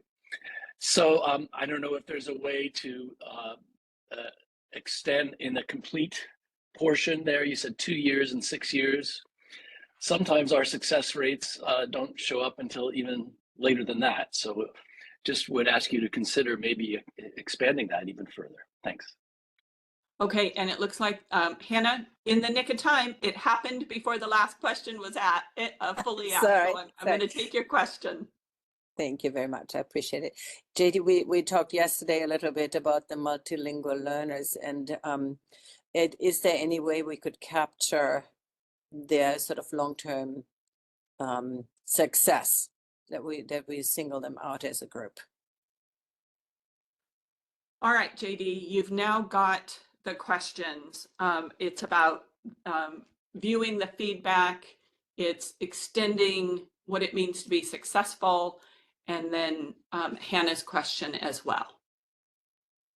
I have to throw the feedback question, the transparency of the feedback question back to Tom. That won't be my call. In terms of, okay, the next one was expanding the observation period. There's a couple different ways we could do that. In fact, the IPEDS outcomes measures go up to 8 years. One of the issues that every time you expand that window, you have to look farther and farther back.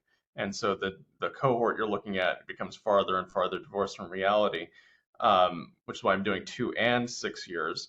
I do understand the issue, and that's also one of the reasons why we keep still enrolled in the metric. And I know in your situation, your daughter had dropped out and then re-enrolled.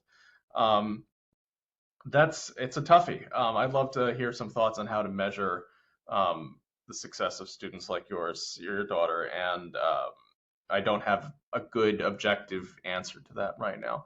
Other than if we could also just track total completions, anybody, doesn't matter how long that they've been in, will be tracked in that. But that's definitely something that needs to be considered going forward. In terms of tracking multilingual learners, Hannah, one thing I didn't mention is, so in Pillar 1, we talked about all those different populations. And in the document that we shared, the draft, that's I believe is in the SharePoint, all the other per student metrics are asked to be disaggregated by every different population mentioned in Goal 1.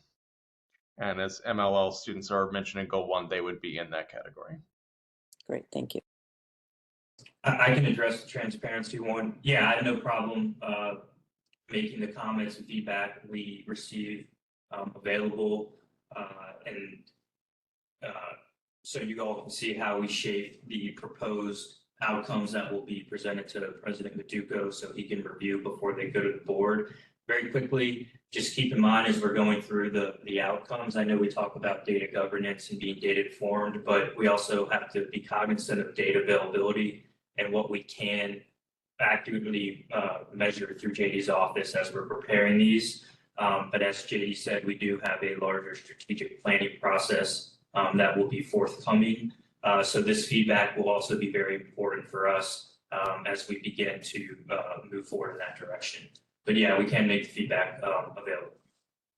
And the next strategic plan is, it begins with this work, right? So this informs that next process. Correct, Tom? Yeah, I mean. Go ahead, JD.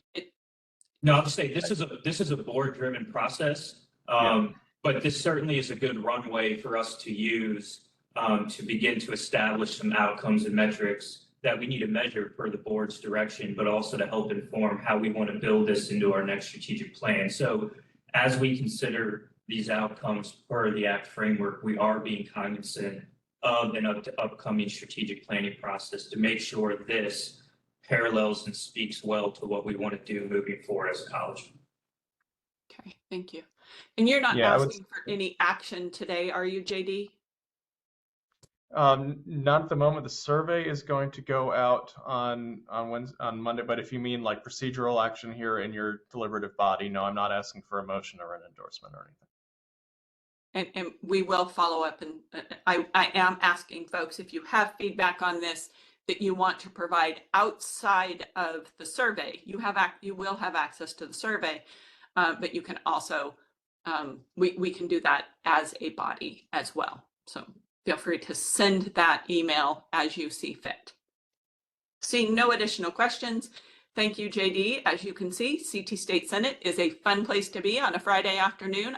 I don't know why anyone would choose to be anywhere else. I've had much more tedious meetings on Friday afternoons in the past, so thank you for having me. All right, folks, we are now coming to the final item on our agenda, which is a reorganization of the Senate bylaws. And as we move into discussing this, I would like to begin by thanking the entire bylaws committee for the extraordinary work that they did this fall in identifying not changes to our bylaws so much as the restructuring and the reformatting of the existing bylaws. So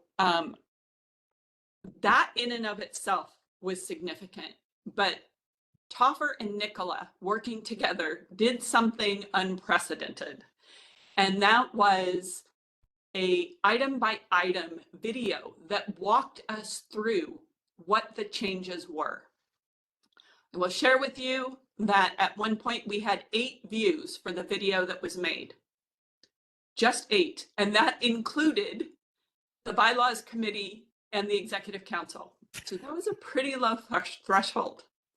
And by today, we had 22 views this morning. So that's, and I don't even know what it was later in the day. So thank you for using the video and capturing your questions and concerns. It was innovative and thoughtful, and I think that we really did better than Netflix. Thank you, Alan. That might tell us about your Netflix viewing habits, however. I want to thank you all for the work that you did around this, because part of the goal is to make adoption of this restructure less painful than our previous work with bylaws. And with that, Nicola, you have the floor.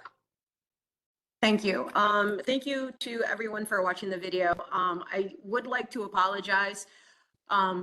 in the very beginning of the video, Toffer and I had really high hopes that it would have taken 10 to 12 minutes. And by the time we were done, we realized we were at 20. So I am sorry.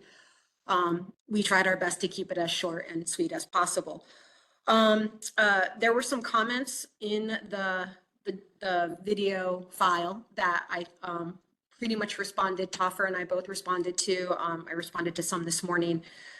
There were some suggestions for amendments or changes to the amendments, and I just want to be clear that the questions that were asked, these are all on our agendas for the spring semester. So I want you to know that you have been heard, and that these are all things that we have discussed pretty much prior to. So with that, what I would like to start, before we start the discussion, I would like to make a motion that we accept the revised bylaws as presented. This is Roberta. I will second. I second. Okay, we have a motion and a second. Is there any debate? Is there any debate?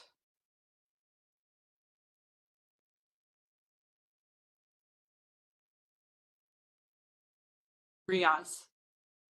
Notwithstanding the bait and switch that Nick and Topher did with the length of the video.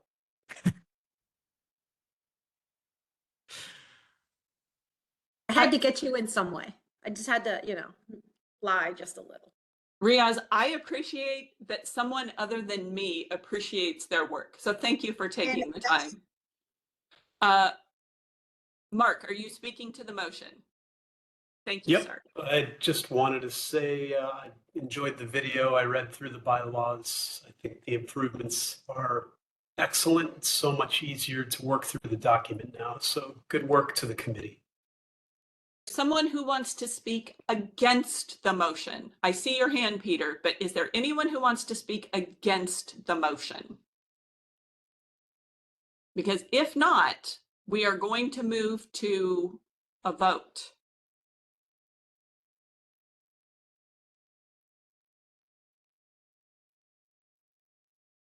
All right, we are moving to a vote. All those in favor of adopting to accepting the revised bylaws as presented.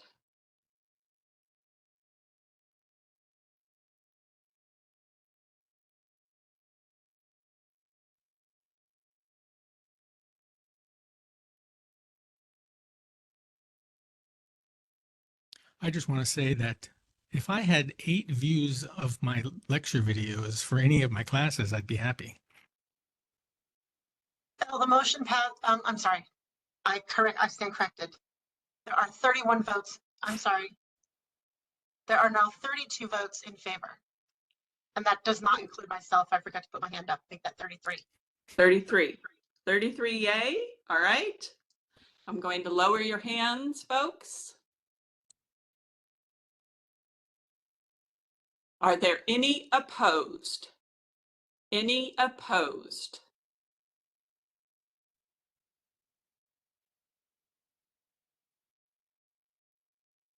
With no opposition, the motion carries. Elle, if I may, I wanted to say thank you to everyone who put the comments in the chat. I appreciate your comments. Seth, if you could do me a favor, what you've dropped into the chat, can you copy paste that into the document in the bylaws video so that we can address, the bylaws committee can make sure that that is something that we are able to look at. I also echo that for anyone else. If there's any proposals that you would like to see in the amendments, please put that in that document so that that is on record for us and it is a tool that we can refer back to as the semester progresses. Thank you. Seth, I think I saw Seth's hand first. I think it was Seth, Toffer, and then Hannah. I deferred it to Toffer. I just wanted to mention if it appears Seth is giving notice of amendments, proposed amendments for our next meeting. So just so people understand how that process works from a parliamentary procedure standpoint, if notice is given prior to a meeting, that's notice that it should become a general order on the agenda. And then when it comes up, do we need language? So like set this and to be clear, folks, when I am running a meeting, I do not even have the chat open. Sorry. So we need explicit language on which to act. There's he has put forth in the chat notice that is going to propose following 4 amendments, and then he's got text for each of those amendments in there. So having received notice, it needs to become a general order on the agenda for the, I guess, February meeting, at which point it would come those amendments would come up for debate and either a vote or amendments of themselves or tabling or referring to committee or whatever. Thank you. Seth, do you still want to speak, or is that what you needed? No, that was extremely helpful, and thank you, Taffer. Just adding, just encouraging senators to bring this item to their, their campuses for discussion. I think we're long overdue to have part-time faculty and staff on this body. So just want to encourage individuals to think about it and be ready to come back and have a discussion at our next meeting. Thank you. And Hannah. Just again, a thank you particularly to Toffa and Nicola and the team. I think they did an incredible work. I wish we had similar and or similarly diligently written bylaws for all the other committees, SDCs, as also discipline groups. And I think we need to strive towards getting that done at some point, because I think they're all over the map right now. And particularly the discipline groups that have turned out to have quite a bit of say in how curriculum, some of them do not have any bylaws whatsoever. So I don't know if Senate can do anything about that or mandate it or whatever we want to do, but I think it could be a good example and needs to trickle down. So Hannah, what I believe you're asking for is, and please let this be a conversation. I believe what I hear you asking for is a similar level of transparency and consistency across all CT state shared governance. Am I understanding your ask? That is exactly correct. So that is something we cannot mandate, but we can make a recommendation to CT state administration. And so that is certainly something that is within our purview. And I think there is a quite simple way that we could undertake that work. Thank you. We just need someone willing to do it. Toffa, you're hired. Nicola, you too. All right, folks. Thank you all for the work that you have done today. We accomplished a lot of business and we did it ahead of schedule, which is something that we don't always do well, but we have gotten better at it. And I thank you. Our work is only going to get harder and more trying over the upcoming semester. So I will ask you to be gentle with yourselves and one another and take care of yourself and your family and our students. We will only make it through. We will only make it through this next period by leaning in and supporting one another. And I thank you all for everything that you do. With that, folks, I will end the recording and the CT State Senate meeting is adjourned. Thank you, Elle. Thanks, Elle. Great job today. Thanks, everybody. Be Thank safe. you, Elle. Thank you. Thank you.